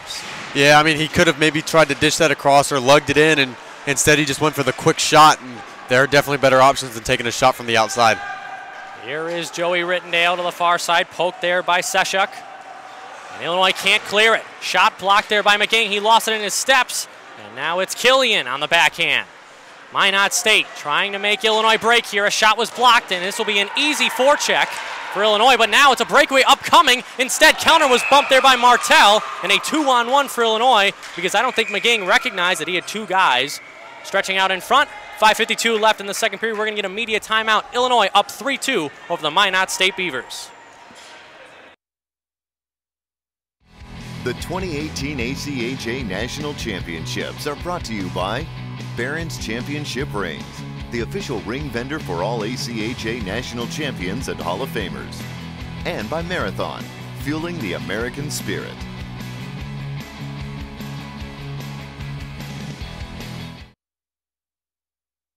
And we're back. Cristiano Sonetta, Quinn Kuski alongside. 3-2 Illinois over Minot State. The Beavers, of course, that number 1 seed. Illinois the number 5 seed, but the Illini, it hasn't been easy for them, having to get past Jamestown, as well as number 4 Ohio, the first of the top 5 teams to budge. Yeah, I mean, the Illinois has gone through some tough opponents so far. They've had some big wins, and Minot State, just last night, they had a game that was, I think, much tougher than expected. Colorado played much better than that 9 seed that they had. They were the first team to beat the computer ranking system of the entire tournament, Illinois being the only other team that's beaten the computer ranking system. And then Colorado came in and played #1 Minot State, and they took them all the way down to the wire. It took a power play goal with 1:38 to go for Minot State to finally push themselves over the edge. But Minot State is so well coached by Wade Regier, only down a goal. This game is far from over, and we're expecting a big pushback from the #1 seed, Nolan. Now for Kolaz. Stretch pass for Stube. He winds and fires, and a right pad save there by Kurtz. And it's wrapped to that near side. Intercepted by Kolaz, who has 2 goals tonight, looking for the hat trick. Swedlow tossed it across now for Johnson. Nice pass for Swedlow. He's on his backhand, cleared away though by Illinois. And Kolaz will simply flip the puck into the neutral zone. And that's what you need on this long change here, Quinn, because Illinois has been hemmed in at times by the Minot State offense. Illinois right now, their defense is absolutely swarming. Minot State's not even getting a good chance away. They can't even get a shot on goal. The second they cross the blue line, Illinois is all over them. Cruikshank gains the blue line, stopping, starting, launches the puck over for a fresh Drew Richter, intercepted by the other #10, Craig Fournier. And he wrapped it around for Cruikshank. Drew Richter, they want to drive on the outside of the goal. He has Caprio left point. Instead fires one in below, and backhanded back by the Beavers. Richter for Caprio, he's in some trouble. And now this could be a 2-on-1. Fournier going down right side. Here he comes, and he fanned on the drive there. Oh, Quinn, an opportunity for Minot State to tie the game, but they can't even get a shot off. Now to the middle. Blocked there. Luke Forfar will have a chance as he stopped O'Connor's drive. Richter cutting to the front. Forfar. That backhand hit the outside of the cage and flipped onto the high glass where it's Stephen Quinn. Poking the puck away from a Beaver and launching it back. 4:23 left in the second period. Illinois up 3-2.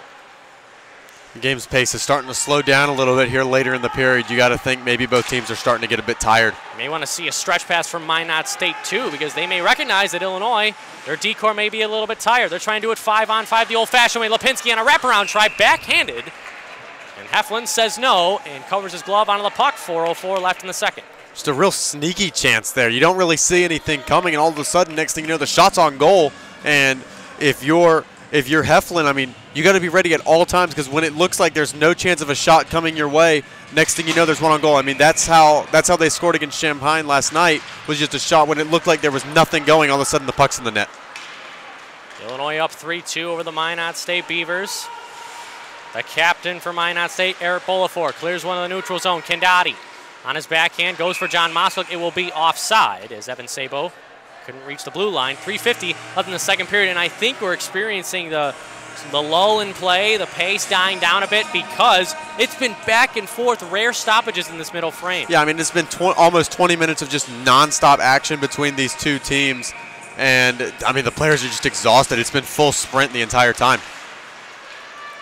It is Bolafer with a head of steam here, breaks through to Illini, chip back out to the neutral zone. Sabo will skate as Novosel was punched off the puck. Back for Mark Kendati, a sophomore defenseman. Over for junior blue liner and Jack Graham. Moskluck is checked, and the possession changes. Over for number 27, Kyle Lipinski. Tosses one to the near side, Adam Wowrick. He'll go all the way up, trying to catch Illinois on that alley-oop play, but John Moskluck and Jack Graham combined for a zone exit. And James McGing, skate the stick, nice move, he dodges a man, and that is a penalty coming up as Lipinski will go for 2, and if James McGing is out for the next couple of shifts, that could be huge for Illinois because he is one of their top scorers. In fact, he is their top scorer. 3:14 left in the second. Yeah, it was a knee-to-knee contact right there on that hit, and I mean, I can say from experience that hurts. And I mean, it's something he's going to just have to shake it off, walk it off, and he should be back out shortly. I mean, it stings, but it's not too serious of an injury. He appears to be okay as he stays on the ice for now. Illinois with 2 power play goals already. Ernsting lost the draw and sky hooked away. Heflin will not come out to play it. James McGing will get to it against Robbie Moore. He baits him a bit. Maybe Illinois looking for a 3-on-3. They drop one for Joe Nolan. Moore's buzzing all over the place right now. That's a heck of a shift. He forced Illinois to backtrack. Now it's Nolan up for Ernsting. He gains the blue line right side. Nolan goes down low. One-on-one matchup between Morrison and Forfar. Cruikshank chips one over to the far side. Fournier gets to it, backhands it out. The first 32 seconds of Illinois' power play is killed. McGing wraps one along the boards. Ernsting for Nolan. 2.5 to go in the second period. Illinois up 3-2. Nice pass through the middle. Here is Opilka, the defenseman, getting up in the rush. Sends one off the face of McGing, and Bolifer will have an easy chance to clear and get to do so. Much better penalty kill from Minot State because they're pushing and being very aggressive against Illinois, 200 feet away from the intended target. Yeah, I mean, they're getting into their penalty kill. This is what they usually do. They pressure you the entire way down the ice. They don't even let you enter the zone easily. Illinois, another difficult zone entry, but they keep the puck. It's counter out in front, and a shot there from Kolas looking for number 3. That one went wide of the net. 40 seconds left on Illinois' power play. Opilka comes to pinch. Backhands one in front, and a save there. A shaky one from Kurtz as that puck was thrown through some bodies. 1:50 left in the second period, 3-2 Illinois. I mean, I've said it once before. Kurtz just looks a little bit uncomfortable in goal tonight, and you almost have to wonder if he lets in one on this power play here, if you'd almost consider a goalie change to Bukowski. You've got 2 fantastic goalies, and Kurtz, he just doesn't look like he feels comfortable in net tonight. Kurtz made 19 saves on 20 shots against Arizona. Rittendale to the far side, Opilka. Last half minute of Illinois' power play. An Illinois player's stick is loose in the offensive zone for them, but they retrieve a new one, and Heflin will come out to play this one. Off the outside of the cage, off the end boards. Now it's the captain, Rittendale. 15 seconds, one last rush for Illinois' power play. Under 90 seconds to go in the second period. Here comes Ernsting, ties of a man. Cruikshank, body there by number 33, Lipinski. He hits a man out in front, but a great read by number 20. That's Kerry Morrison. And the power play is over. Back to even strength. Minot State, this could be their chance to turn over the game. A backhand out in front. Great save by Heflin. Outstanding. Seschuk was in alone. But number 29, as he's done all game long, being Illinois' best player. I mean, just a turnover right in front. It was a 2-on-0 pass right across the net mouth for a one-time shot, and just a fantastic save by Heflin. Read it all the way. He was moving before the puck was even passed and caught that puck right in his chest on the one-timer. Just a fantastic save. Opilka hooked a bit by Lipinski. No call, does not matter. And Seschuk with a chance for his second goal of the tournament, but Heflin stops him with the right shoulder. And you can see that forecheck of the Beavers, that just aggressive forecheck, and it forces the turnover, but Heflin having none of it. Caprio behind the goal now for Nolan. 60 seconds left in the second period. Ernsting goes saucer now for Eric Cruikshank. This one will go down for icing instead. Doesn't reach that goal line as Bolifer recovers. In the final 60 of the second period, the captain trying to do it all himself. Goes along that far side. Pinched there by Joey Caprio. A little senior-on-senior defensive one-on-one. You don't see that very often on the rush. Swedlow's got some room. He goes over to the far side. A shot coming quickly, and a backdoor pass wide open for Derek Brooks, but it just flutters off his stick. Bolifer's got it again. He'll go wide on Moskla. Canceled out by Nolan. 23 seconds to go in the second period. Caprio. Check from behind, kept in. And a quick wrap try coming from Minot State. Won't be able to connect. It's Joe Nolan. Flipping the puck out. This one will be icing. Unless Neil Novosel can win the race, and it will be an avoidable play from Illinois. It's 12.6 left in the second period, but a big face-off coming up. The Beavers are absolutely worrying right now. They're firing on all cylinders. The Illinois is just trying to get out of this period right now. You could see it from that little flip out there. They were just praying that they could win that race and just get out of here with the 1-goal lead. Illinois gave up a late goal to Ohio with 2 minutes left in the third period. That forced overtime. Now it's off the shot. Oh, man, that just went wide to the right shoulder of Heflin with 7 seconds to go in the second period. A face-off design play. Now Nolan will flip it away. 3 seconds, 2 and 1. This one will not be icing, so Illinois escapes. But for now, a 1-goal lead for the Illini over the Minot State Beavers. We'll see what happens here as Stephen Quinn has to be restrained by the official, but a great period for David Heflin. Holden Kurtz has been relied on by Minot State throughout the regular season. 9-2-1, .90 goals against average, but Illinois seems to have solved them so far. Yeah, Illinois seems to have found some kind of weakness in his game, and they've realized what they need to do to beat him. Coach gave me the... He just doesn't look comfortable right now. And if you're Minot State, how do you get back into this hockey game to tie the game in the third period of regulation? Keep doing what you did at the end of that second, because they looked really good. Thomas Biondo is down at ice level. Thank you, guys. Let's go and ask Coach. Coach, what did they do through the first 2 periods so far that's saving you guys? You know what? It's kind of one of those back and forth type of opportunities. Obviously, their 2 goals came out. The first 2 came on the power play, and on 3, so kind of a bit of a wash. And the second breakdown, but we've our chances, and we've hit a couple posts, and their goalies played well. So it's kind of one of those games again. Checking here at Nationals. What are you going to go tell the guys? We were dictating, and we just got to keep sticking to that, and more importantly, stay out of the box. Thanks so much for this, Coach. Appreciate it. Good luck going forward. Let's go send that back to you guys. Thank you, Thomas. That was, of course, Minot State head coach Wade Regier. His team's down a goal heading into the final frame of regulation. 3-2 Illinois over Minot State. We'll be right back. She's got to shoot it, and she hits it. Are you ready, Columbus? Then join us for the debut of the NCAA Women's Final Four at Nationwide Arena. Get ready to see it all, do it all, and go for it all. March 29th through April 1st.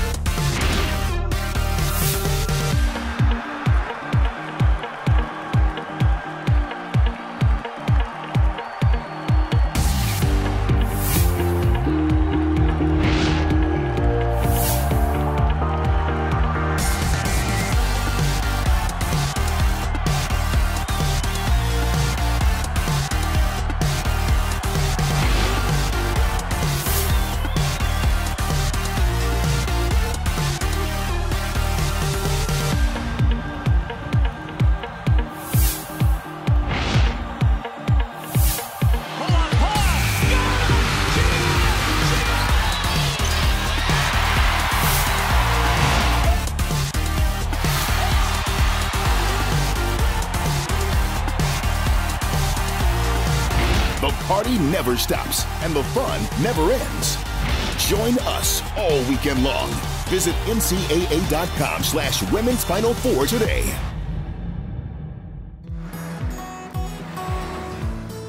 Do you think she'll get along with her roommate?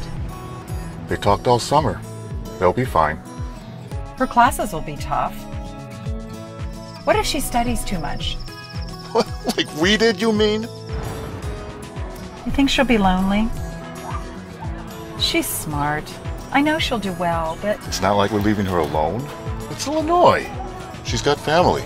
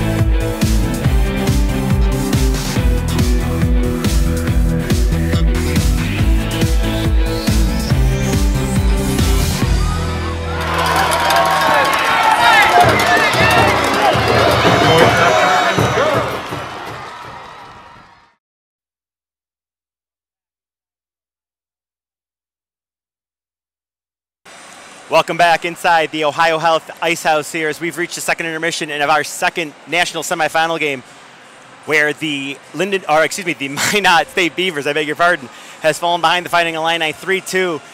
I'm Thomas. This is Jay. Jay, what are your thoughts on the first two periods of play? I tell you, there is no quit by this Illini team. They are just they know what the stakes are, and they're playing as if it's there. And you got to wonder, is this the year Minot can finally slay the the road to the national championship game tournament or not? They've not been able to do it in the past, and every time they get going here, I think Illinois is gaining confidence every shift. Yeah, I agree. So far, the pace has been really up and down.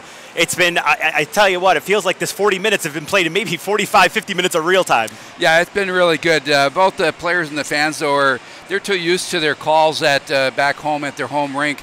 And they're looking for, you hear a lot of chirping to the refs and in off the bench. But again, these are the pro development guys that are here at the tournament, and they're just not going to get that call, which lets the flow of the game continue. Yep, absolutely. And that was a big penalty kill late by Minot State after giving up the 2 first period power play goals, or the 2 power play goals earlier in the game.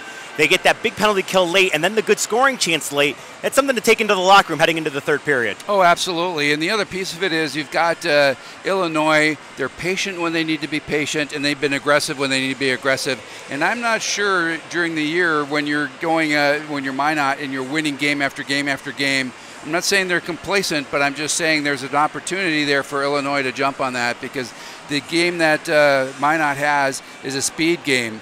Yeah, that's very true, and it'll be interesting to see how that speed does in period number 3. Folks, we're going to step aside. We'll come back, take a look at the highlights from through 2 periods.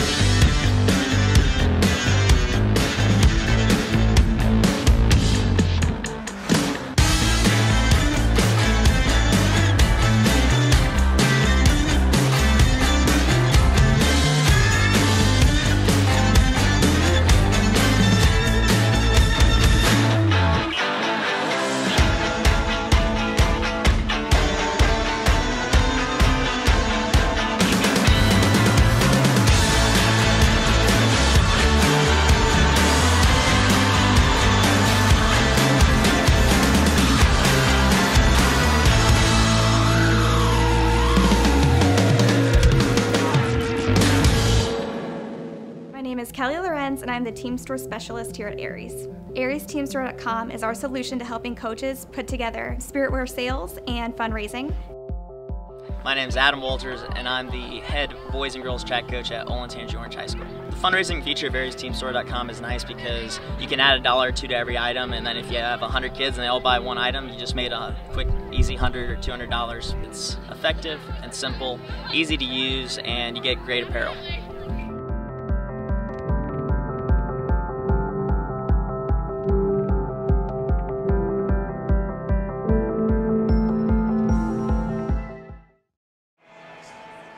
Welcome back inside the Ohio Health Ice House here as we've reached the 40-minute mark with Minot State trailing Illinois by a score of 3-2. Let's go ahead and take a look at the lone goal in period number 2 as Kolars would get his 2nd of this hockey game. Yeah, it was just well executed again. They're trying to get the goalie to. I'm not sure he feels that comfortable in that. I might not be surprised to see if there isn't a goalie change here between the 2nd and 3rd period. But it is his net to lose tonight. But he seems to be fighting the puck a bit. Yeah, Quinn had made that point earlier during the broadcast too. He speculated the same thing. We'll see what happens when they come out in period number 3. The assist on that one, by the way, was from Quinn. 2 goals already in 1 game this tournament. He decided that sharing is caring and teed up for that last goal. Folks, let's go ahead and step aside. When we come back, we'll have Quinn and Cristiano back with the call for period number 3. 3-2, Minot State trails Illinois. For over a century, Columbus has had an appetite for sports. As our city grew, so did our ravenous hunger for more. More sports, more of the time. And not just the mainstream, we wanted it all. A sports city founded on determination, focus, strength. We were never mediocre, and to this day, we never settle. We're a bunch of sports-crazed, competition junkies dying to sink our teeth into whatever game, match, tournament, league, or season thrown our way. You see, Columbus is full of passion. Passion for all that sports embody. Hope, challenges, progress. As we continue our journey to be one of the world's best sports destinations, it's clear Columbus has no off-season.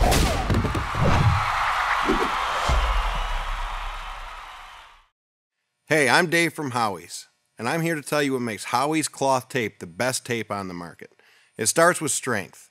Our tape is made with a poly-cotton blend, and it has the highest thread count of any tape on the market. It's going to last longer. Next is adhesive. We use an aggressive adhesive that will guarantee this tape will stay on your stick. That's what it's supposed to do, right? I promise you'll love this tape. Hey, this is Betsy from Howie's, and I want to tell you a little bit about our hoodies. They're made with a polyester and pre-shrunk cotton blend, which means they're not going to shrink down on you. They're really thick and super soft on the inside. They also have these classy Howie's cloth laces on them. So whether you're at the rink or out on the pond, I know you're going to love this hoodie.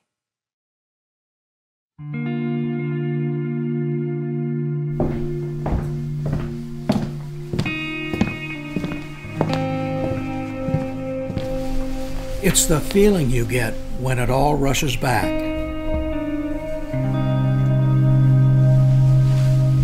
The lights, the sounds, the thrill. This memory has been earned and preserved for a lifetime.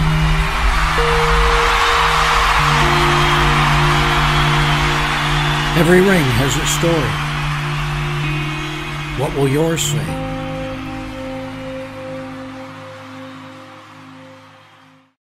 Hey, this is Jason with Howie's Hockey Tape, here to tell you about our top quality polo shirts. For any occasion, whether you're out on the golf course or out with friends. Our dry fit polo will keep sweat away from your body and keep you on your game. Stay dry, cool, and looking good with your Howie's polo.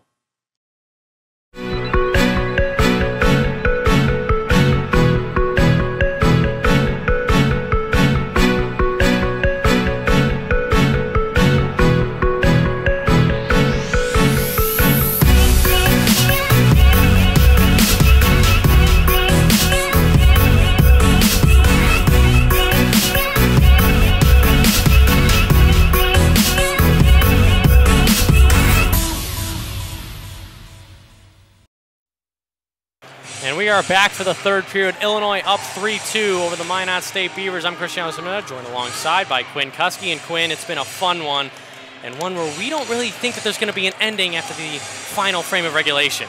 No, I mean, if there's ever a game that really deserves to go to overtime, this is it. Neither team has really been outplayed. It just so happens that Illinois got the most recent goal, and I'll be very, very surprised if Minot State doesn't draw even. And it's a 3-2 game. Illinois up thanks to 2 goals scored from Thomas Kolas, a freshman, a second semester transfer from the NA3HL. And it's been the young guys for Illinois pushing them through the tournament, but Minot State's going to have to rely on their leadership. Yeah, I mean, if you're Minot, you've got to keep pushing. And you got to think you're going to get another goal here. If you're Illinois, this game, it's far from over. You can't afford to go into the shell and just sit and let Minot attack and just think that by clearing the zone and playing defense you can win this game. You have to keep playing the way you've been playing through the first 2. Illinois hasn't been to the national championship game since 2009. Minot State hasn't been to the championship game since 2012-13. We're underway for the final period of regulation. Illinois going from left to right.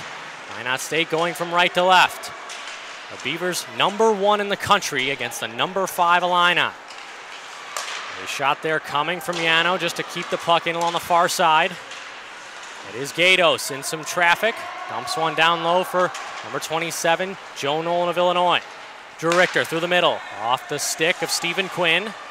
Back in the possession of the Beavers, it's number 93, Yano. Yano's got to be a guy to watch here, Quinn, if you're Illinois, because he has the ability to change games and break them in Minot State's favor. Yeah, he's got game-breaking speed, and he's got a heck of a shot on him, an absolute rocket. We saw it multiple times against Colorado where he labeled a few shots that just quite didn't find their way home. he could take over a game at any point in time. Moore going wide here on Caprio, floating one out in front, and that went through the blue paint and wide of everybody. To the left side it goes, and kept in by Minot State. Nice pass spinning away there from a man that was Derek Brooks. Tyler Opilka recovers it for the Illini, a junior defenseman who has led them all year. 8 goals, 23 assists in the regular season, 2 assists in the tournament. This will not be icing as it's played back. Now for number 27, Lipinski. To the far side it goes for Adam Wowrick, who has been one of the best players for Minot State in this tournament, and Killian wanted to rush up ice. Instead, it's going to be an icing 1:30 into the third period. Killian was expecting a pass much sooner than he actually received it. By the time they actually fed him the puck, he was already at the blue line and was forced to drift across the line, or he would have been caught sitting still and would have lost all of his acceleration, and so it wound up leading to the icing. Crookshank tied up on the draw by number 61, Shane Seshuk. And Minot State with the puck. Under 2 minutes into the third period. Bottom of your screen, here's Wowrick. He absorbs a check there from Jack Graham, and it's Condati using the boards. Floating one to the far side. Illinois with some miscommunication. They turn it over. Seshuk again. He's checked by Condati momentarily, and Mark Condati posts a man up, and Seshuk comes around the wrap try, and a save made by Heflin. And a rebound shot. Where is it? It's in the low slot. And Minot State with an early try. Morrison to the far side. It's the captain Bolifer. He fires one. Locked down in front by the Illini. 17:57 left in the third period. It is Crookshank. Fighting through traffic, Thomas Cole, as he has it, he fires in and out of the glove there of Kurtz, and that's a routine save that could have been stopped for a whistle. Instead, it hits the leather and floats out. Yeah, it comes back to that kind of Kurtz being a little bit awkward in net tonight, and that should be something that you catch in your glove and freeze every single time, and it squirted out for what could have been a great rebound opportunity. Nolan intercepted a pass to the neutral zone, played ahead now by Minot State. It's Blake Fournier. Fournier, 20 points in 37 regular season games, dumps the puck in. Now on the far side corner, it's Rittendale. Rittendale against Fournier. It's dropped here, and now coming to the possession is the number 1 team in the nation, Martell, left circle. Here he comes. He shot one, and it's blocked by Neil Novosel on the far side. Morrison with a backhanded stab, and it's for Craig Fournier. Looking for a toe drag effort here, and a backhanded try. Saved there by Heflin, but Illinois getting sticks in lanes, as that was a near chance for number 24, Bryce Lipinski. Yeah, that puck was just sitting right in the blue paint, and Illinois did not let a single Beaver player get a stick on that puck, and just a job well done. And finally, it wound up being a weaker backhand try from Fournier. That was an easy save for Heflin. Gatos on the draw. He controlled it momentarily. Now it's Tyler Opilka escaping from that crowd. Plays one on ahead, one-on-one Stephen Quinn against Morrison. Morrison pressured by Quinn, but a nice reverse there for Martell. It gets out. Nice stick lift there from Opilka, but a 3-on-2 rush here for Minot State if they hurry. Check down Forfar, muscled around a man, and now it's Quinn along the end board, spiraling one up that near side or far side corner rather. It's Opilka in stride over the blue line, red line, opposite blue line, left side. It is Opilka, he fires one. That's deflected off of a Beaver into the near side. 16:33 left in the third period. Illinois weathering the early storm from the number 1 seed in the nation, but they can't play prevent, as you said, all 20 minutes long. Morrison to the far side, and clearing it up ahead, missing the stick of Gatos, but this will not be icing as Caprio reaches it and funnels one to the left side. Tipped back in by Moore, intercepted by Kellner, as Lipinski clears one back in for Nolan. Nolan angling one off the far side boards, hitting David Kellner, one-on-one. Kellner shaking in, he shoots in and out of the glove again of Kurtz. May have to check the webbing after this game, but for now, he's kept the pucks out. He's given up a lot of rebounds, and if Illinois can capitalize on one of those and go up by 2, that could very well be the end of this game. And at the other side of things, Minot State looking to tie this game up. Joey Rittendale caught on a pinch here. Lipinski along the near side, forgot the puck. It's a delayed offsides, but a chance there for Minot State. When Illinois' defense pinch like that and they're unable to secure it, you just got to go north instead of east-west. Yeah, I mean, they're pinching at the blue line and trying to stop Minot State from even entering the zone, but if Minot State can enter the zone, they're going to generate a good opportunity. Here's Seshuk going wide on Nolan. Tight angle shot and a save and a rebound try there. Also kept out by Heflin, and it's cleared out to the neutral zone. 15-18 left in the third period, but the rush there from the senior forward out of Saskatchewan, bested by number 29, Heflin. Cleared away for Kyle Lipinski, who scored the second goal for Minot State. Illinois with a quick change. Here is Kyle. He hits his own teammate. Backhands one in the Illini zone. They're forced to tag up and hit that blue line once again. Kendati, left-handed defenseman. on the neutral zone. Gains a red line, takes an awkward carom, and now look at a chance there for number 10. That was Craig Fournier, but the pass just out in front of him is Illinois' D. Went to the bench, 14:48 left in the third period, and offensive zone faceoff coming for the Beavers. Yeah, the Beavers had caught him in a change, and that stretch pass just a bit off the mark. They connect with that. It's going to be a breakaway for Craig Fournier, and we very well may have a tied game right now. And Craig Fournier, not the type of guy you want to let have a breakaway in the third period of a playoff game. 12 goals on the season, but he only has 1 assist in the tournament. Face-off won by Forfar, but number 12 Blake Fournier won the loss, and a tight angle shot is grabbed by Heflin and secured. 5:16 into the third. It's right back to Heflin's whole motto. He's not giving up rebounds. He hasn't given up many this game, and he swallows up everything that comes his way.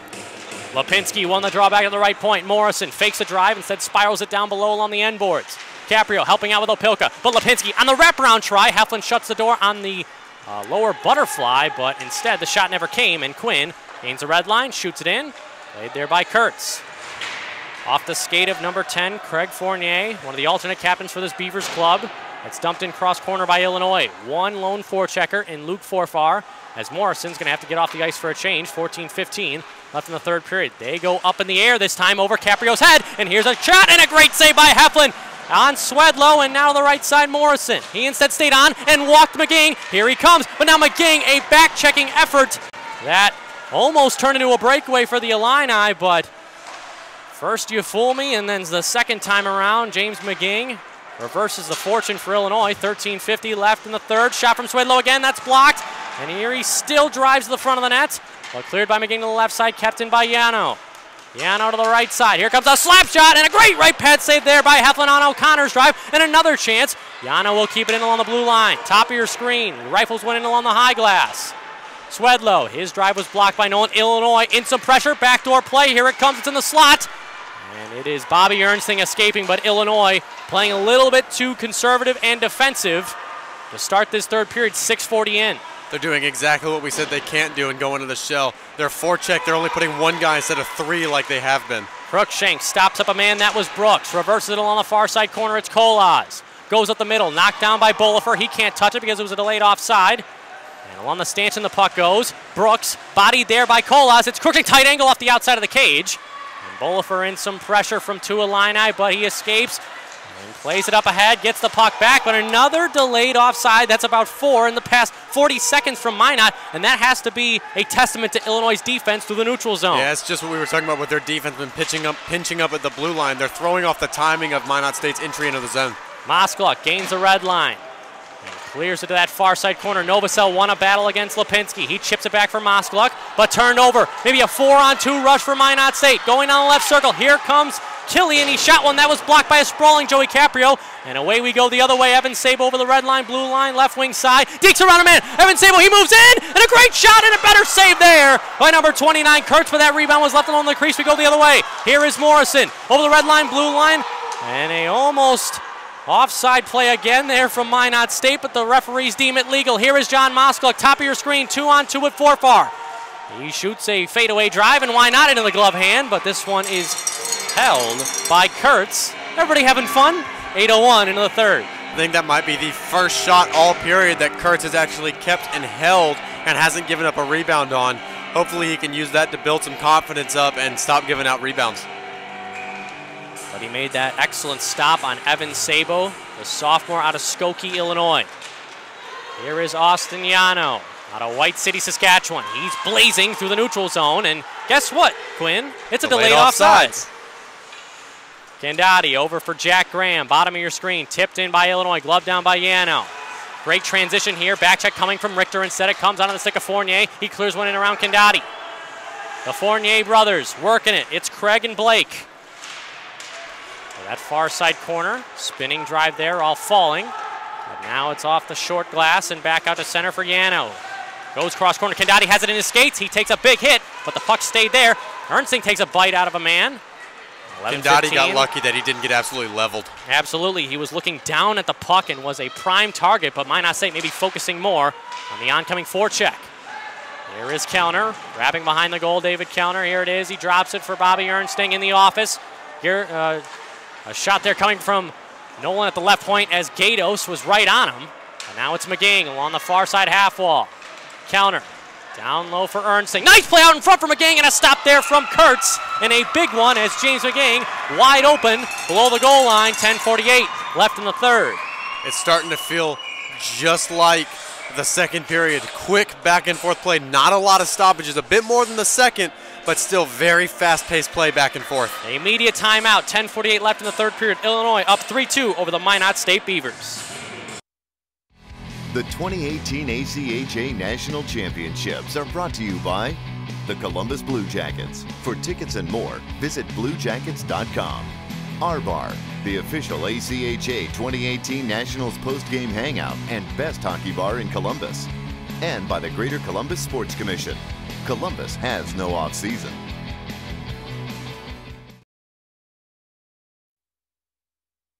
And we're back. Cristiano Sonetta with you right now. Quinn Kuski joining me alongside. 10:48 left in the third period. Illinois, the number 5 seed, against number 1 Minot State in the ACHA semifinal.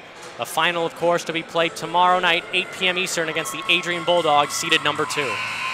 Yeah, I think whichever one of these teams moves on, it's going to be a game that feels very similar to this game, as Adrian is a speed-based team, much like both of these squads here. Lindenwood was really the last big power team that was left, and they're gone. So all that's left are 3 speed-based teams, and we're going to have another fast-paced game tomorrow night. Candotti protects the puck, shields it, rung it around the corner. Bolifer lost the puck. Illinois on the forecheck, but the Beavers regain. And a high hoisting drive intended for number 12 Fournier, off the mark. This will be an icing there, but Blake Fournier giving a shove to Mark Candotti, maybe trying to draw a penalty. This will be an icing. 10:33 left in the third. Yeah, he might have been looking for a quick little retaliation, something like that. Because you give a guy a shove, he retaliates. A lot of times the refs see the retaliation, not the initial shove. And then the next thing you know, the guy that got hit in the first place is the one going to the box. Quinn won the draw to the far side, Forfar. Held up a bit, and now it is Stephen Quinn. A 6-man dog pile with Bryce Lipinski in there. Richter matched up with Blake Fournier. So the first time in a while, Quinn, we get to catch our breaths here, as the play is usually in the middle, but it was stuck along that far side wall. Quinn still bothered by 2 Minot State players, dumped in there by Fournier around Candotti. We have reached the halfway point of the third period. Illinois up 3-2 over Minot State. Graham was tossed to the ice on the near side. It is Forfar to rescue. One hand on a stick, he chops one on the near side, and it finally gets out to center, but that's what you'll see from Minot State. 110% coming in on the forecheck. A big hit there by Forfar. Candotti, while sliding, cleared it, and he kicks one and soccers it over that far side. Bolifer had his stick knocked from his hands. Cleared down by Illinois. This one will not be icing, as number 27 Lipinski sends it to that near side. 9:35 left in the third. This game's amping up in physicality. The more and more we play, the hits keep getting bigger and harder. Tight angle shot and a glove save there. Going against the grain was number 33 Lyndon Lipinski, the Beavers' leading scorer. 9:29 left in the third period, and that's what you have to do, Quinn. We've said it time and time again. One of those shots are bound to go in with traffic in front and net front presence. Yeah, you get traffic in front, you throw one on, maybe the goalie doesn't see it, just takes an awkward bounce and somehow springs its way into the net. I mean, that's just like I said, how they scored their last goal of the game against Champaign of Colorado. Just took an awkward bounce and found its way in the net. Rittendale pestered there by number 74 Joel Swedlow on your screen. John Moskala, the sophomore, up for Evan Sabo. One-on-one against Martell. But the senior defenseman had it stripped from Sabo. Here he is in the backhand. That shot was blocked. Where is it? It's in the low slot. Through a couple of men, but Evan Sabo was not playing in the past 2 games for Illinois. Well, he was dressed for the first game against Jamestown. Didn't see a minute of ice time. He has been an underrated difference maker for Illinois in this third period. 9:02 left in the third. Yeah, that was Morrison. A fantastic defensive play from Morrison. He blocked what would have been just a one-on-one with the goalie, and he dove right into the shooting lane at point blank, took one for the team, made a fantastic defensive effort. Morrison and Morgan Martell have been a great defensive pairing for Wade Regeer's club, and they've seen a lot of time, especially at the ends of periods, and that's where you rely on your superstar players, your best players, your most responsible players, whatever you want to call them. But we're about 8 minutes from that point. There's 8:48 left in the third period. Illinois up 3-2. Bottom of your screen, Grant Stube pressuring a man. It comes free now for Blake Fournier. His shot was blocked by Candotti. It's in the low slot.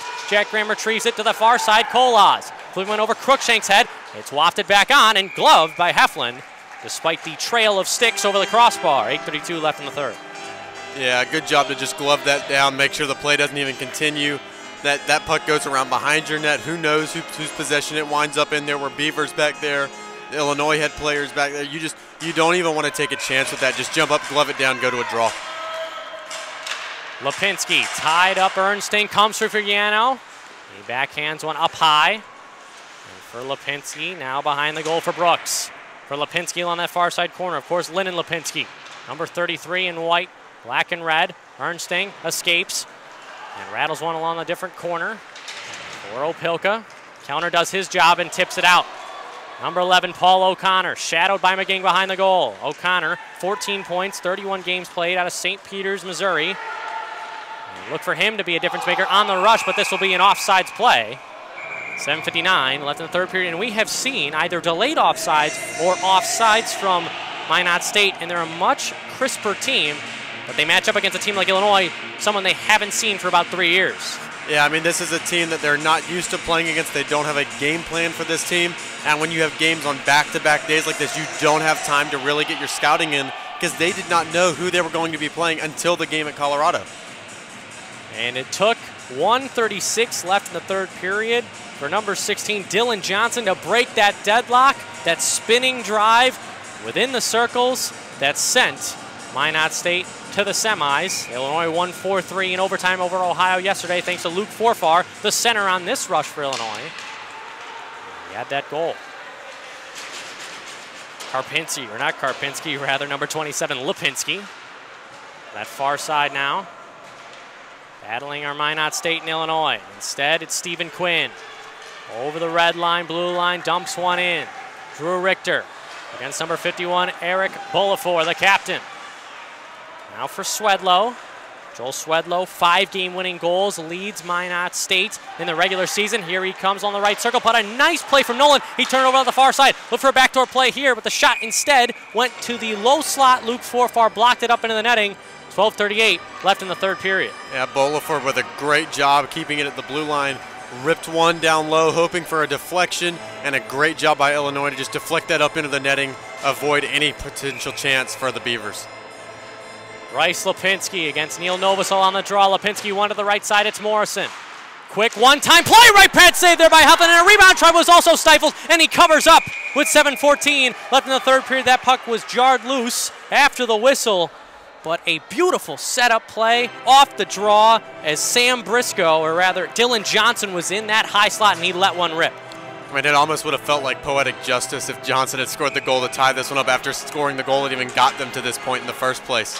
Graham hacks one along the near side. John Masso against Austin Yano. Bottom of your screen, Yano plays it for number 24, Bryce Lipinski. 26 points in 37 games played in the regular season. Yano going cross ice. Nice recovery from Kerry Morrison, but it is dealt with a high stick, and that's a questionable call. Yeah, I mean, you could hear it from the crowd. They don't agree with it, and frankly, I'm not sure I do either, but it's not our place to question the calls of the refs. It was the call that was made. Players got to go ahead and play through it. Look, if I was the one wearing stripes, it wouldn't be a fun hockey game between these two, that's for sure. No.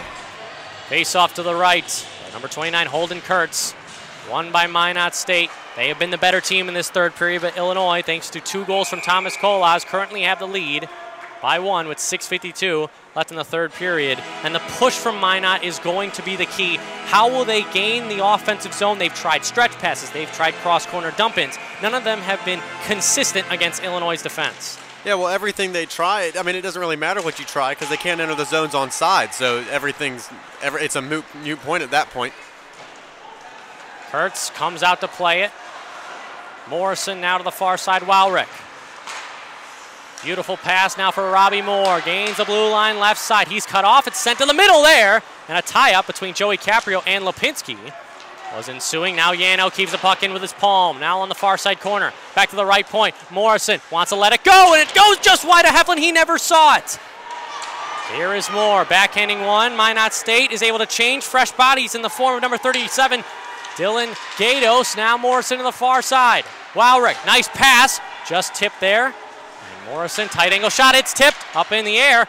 And it's kept in by Yano. He winds it, fires just wide as that was redirected out in front. But again, reaching the end boards with under 6 minutes left in the third period. Yano, right side, Morrison out in front for number 37, Gatos, fresh. And Kisube can't clear it, right circle. He steps in, backdoor play. Here it comes, and a great save by Heflin. Unbelievable lateral positioning. And Cruikshank clears it for Stuve. Along that far side corner, Illinois weathering a storm here. But it's becoming heavier and heavier as the time ticks off that clock. Yano, left side, right side Morrison, left-handed point shots coming here from Yano. He fakes it, going back door, but Caprio and Stuve broke it up. Shot off the outside of the cage, it's still loose. 5:25 left in the third period. And a shot from Yano, he fanned on it, may have broken his stick, and Caprio, or rather Opilka, will ring one along the glass, no icing. I can't believe that Illinois managed to let play stay in their zone for that long and didn't get burned by it. David Heflin has been the guy for Illinois all season long. Counter on the forecheck, broke it up. Missed McGing with a pass into the offensive zone for Illinois. Now it's O'Connor for Morrison, who has to have played about a minute and a half shift. He sends one in off the back of number 61, Shane Seshuk. And it gets out to center ice. We're under 5 minutes left in the third period. Illinois up 3-2. The Minot State Beavers, the number 1 seed. Cleared there to the neutral zone, off the official's skate. But guess what, Quinn? Once again, they have to wait for a delayed offsides before advancing, and that just breaks up their entire flow. Yeah, they were all ready to enter the zone, and then they look, and they've got a player on the ice in the far corner, and they have to wait a good 10 seconds before they can get into the zone. No icing here. McGing against number 11, O'Connor. Number 13 in orange and blue. Right in front of your screen here at the Ohio Health Ice House in Columbus, Ohio. Lipinski now to Swedlow. He fakes a drive. It's deflected wide of the cage. 4:10 left in the third. Brittendale battling there with number 10, Craig Fournier. Comes free for Swedlow. Joel Swedlow to Paul O'Connor. That pass was knocked down, but kept in possession there by Minot State. Pass out in front, and that'll be covered by David Heflin as we get some extracurriculars here between Nolan and Lyndon Lipinski. 3:58 left in the third. Yeah, I mean, tensions are rising here as this game's going on, and both teams are just playing more physical hockey, and now you're starting to see that physical hockey overlap into after whistles. You know, I mean, especially when play gets in around the goalie right there, a lot of times tempers can flare, and then you'll see that shoving just like that. On the back end for Minot State, Eric Bolifer and Austin Yano, they're gunners from the back end. You have to expect some shots from the point.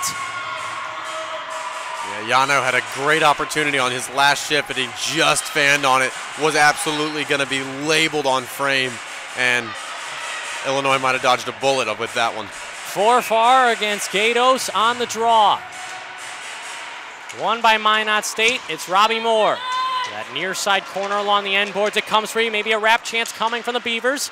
And a tripping penalty coming up on Luke Forfar. 3:47 left in the third period. We haven't had a minor in the final frame regulation until 16:13. Forfar sits for 2. To say, I'm kind of feeling some deja vu right now. Feels like just last night with Colorado. Late power play from Minot, except this time instead of a tied game, they're down 1. A late power play goal from Minot for the second game in a row might be upcoming, and if that happens, we very well may have overtime inbound as well. Illinois has not allowed a power play goal against in the tournament so far. They have 2 of their own tonight. Face-off control, Yano left side. Fakes the drive now to the near side corner. Swedlow reverses it now for Lipinski. Yano, Lipinski again, 3:35 left in the third period. Reverses for Swedlow. A one-timer effort, wanted to be set up there by Yano. He holds onto it. Now it's Lipinski, who has a goal already in tonight's game. Goes down low.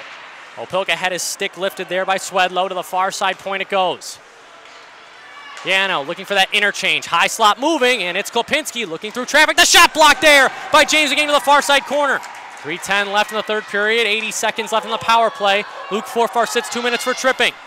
And a drive there ends up on the end boards, almost into the protected netting, which would have given Illinois a nice change. A one-timer there off the left head of Heflin and steered away to the far side corner.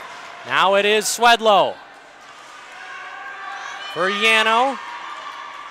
For number 74, Wines fires backdoor play and deflected there by McGing, or else that would have been a wide open tap in for the senior defenseman. 2:40 left in the third period. Skips away to the left point. Shot through traffic. Where is it? It's off the outside of the cage once again. And cleared there by James McGing. Illinois able to change. 2:34 left in the third. I'm starting to keep an eye here on Kurtz, see if they might have tried to pull him for a 2-man advantage. They haven't yet, but as this period starts to drip down, you got to start to watch for it. Morrison gains a red line, blue line, chips one in now for Johnson.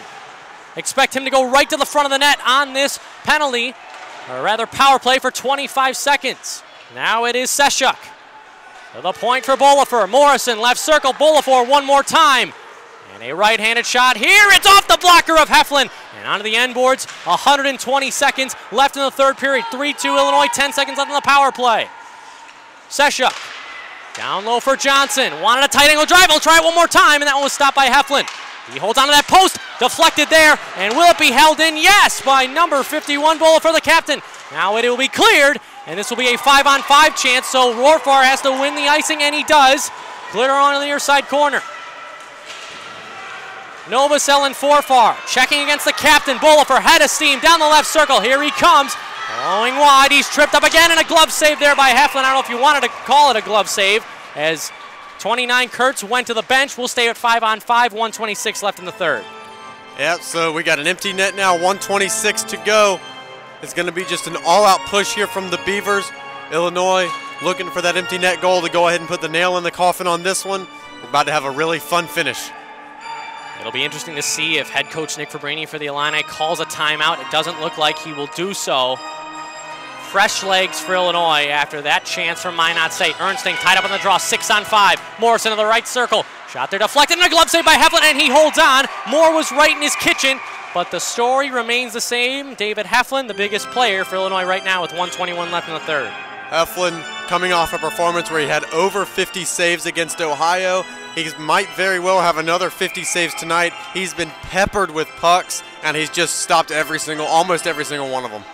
Timeout for Minot State.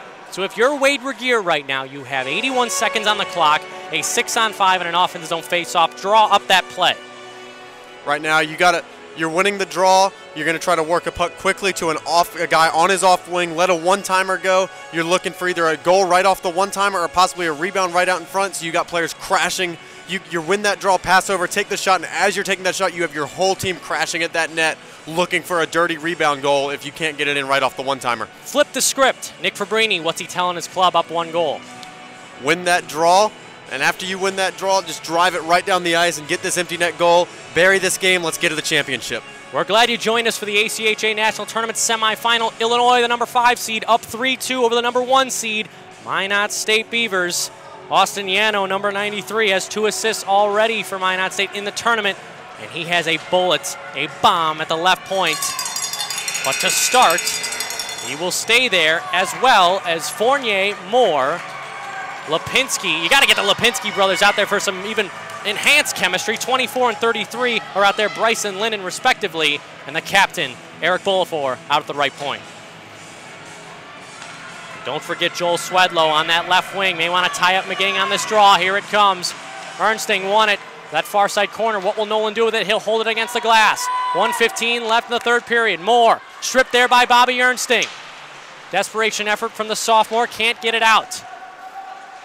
Right on your screen, a 2-man dog pile. Now to the left side, right side, Bolifor. Shooting through traffic, deflected down by Nolan.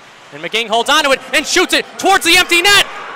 And in! Illinois up 4-2! Illinois right there, what we were talking about, that nail in the coffin empty net goal. A full ice shot, and even though the net's empty, that's harder than it seems. You have to flip it up over players, around players, and get it all the way down the ice. Hope that it doesn't hit a random rut in the ice and go up on edge, and it slid all the way down, went right in the goal, and just like that, it looks like we're on track for Illinois-Adrian championship game tomorrow night. It's a risky play from James McGing. On one hand, he buried it. On the other hand, if he misses, it's an offensive zone face-off for Minot State. 57 seconds left in the third period, and we have seen weirder things happen in the ACHA tournament. Shot off the draw here, coming into Illinois' territory. To the bench, Kurtz goes. It's another 6-on-5. Stephen Quinn whacks one. It was too weak to get out of the zone, and Bolifor to the far side corner. Now for number 61, Seshuk. Nolan ties him up, 42 seconds left in regulation. Wrap chance. Oh, a wide open play there, but it went through a Beaver's stick. And Cruikshank lays one up along the high glass, still in play. And Yano tosses one on the left side. Now it's Gatos along the near side corner in the Illini zone. Chopped out by Nolan, and this will be rolling, but will not go into the net on that initial drive. But now Stephen Quinn almost had a chance. But Gatos was boarded by him with 20 seconds left in the third period. Quinn with some more efforts. He shoots with the empty net and just missed wide of the cage with 15 ticks left on the clock. Minot State needs 2 goals. They're the number 1 seed, down to 10 seconds. Illinois the number 5 seed. It is Yano. Nice toe drag blocked by number 27 Nolan.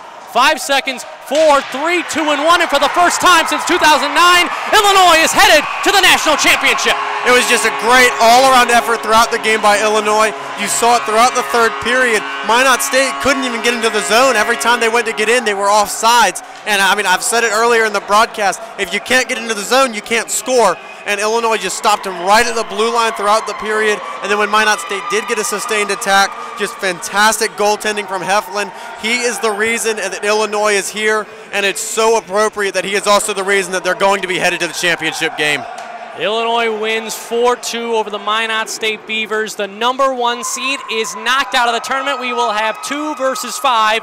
Adrian against the University of Illinois tomorrow night at 8 p.m. But if you're Minot State, this was an incredible campaign. 1 game away from the national championship, but they come up empty here. Yeah, I mean, it's a great run for Minot State, but at the same time, this is a song that's sung far too often. Number 1 seed getting knocked out before the championship game. But I have a very strong feeling they'll be back and just as strong as ever next year. Illinois had to go through Jamestown. They went through Ohio and now have defeated the Goliath in number 1, Minot State Beavers. And Austin Yano with some late chances there, Joel Swedlow as well, but Illinois reigns victorious in a 4-2 game, your MVP of tonight's semifinal. Oh, David Heflin, without question, had an absolutely fantastic game. I mean, he let in 2 goals, but there were 2 goals you definitely can't fault him for. I mean, one was the just snipe by Lipinski. You can't fault any goalie at this level for letting something like that in. And just a solid game throughout and well-deserving of the MVP in this one. We'll send it down to ice level. Thomas Biondo is down with the 2-goal scorer tonight. It's Thomas Kolas. Thomas, go ahead and take us through that goal, that game-winning goal that sends you guys to the national title. I got a change off the bench. Ernie made a good play coming in, and just have to tuck it away. What do you have to do tomorrow to go from national finalist to national champion? It's going to be a lot of hard work. I know they're a pretty good team, so we're going to go home, recover, and take it ear by ear. Hey, enjoy it, and good luck tomorrow. Thank you. Thank you. Guys, back upstairs to you. Thank you so much, Thomas. It was a fun one. And Thomas Kolas, 2 Thomases down there. One had 2 goals. The other with 3 fantastic interviews from tonight's game. But number 26 in orange and blue, the offensive MVP. But like you mentioned, David Heflin has to be the one to get the honors for the defensive MVP. Yeah, and I mean, if Illinois goes on and plays like they did tonight, tomorrow against Adrian, you got to give him MVP of the tournament. That man stood on his head every single game so far. And it's unprecedented to see a goalie play this well. I mean, facing over 50 shots against Ohio and now facing a lot of rubber again tonight. I don't have the final stat sheet, so I'm not sure how many shots, but it was quite a few, I can tell you that. And just having a fantastic game both times. Illinois wins 4-2 over the Minot State Beavers. They face the Adrian Bulldogs in tomorrow night's championship game at 8 p.m. Eastern Time. For Thomas Biondo, Quinn Kuski, I'm Cristiano Samnetta. We'll see you then.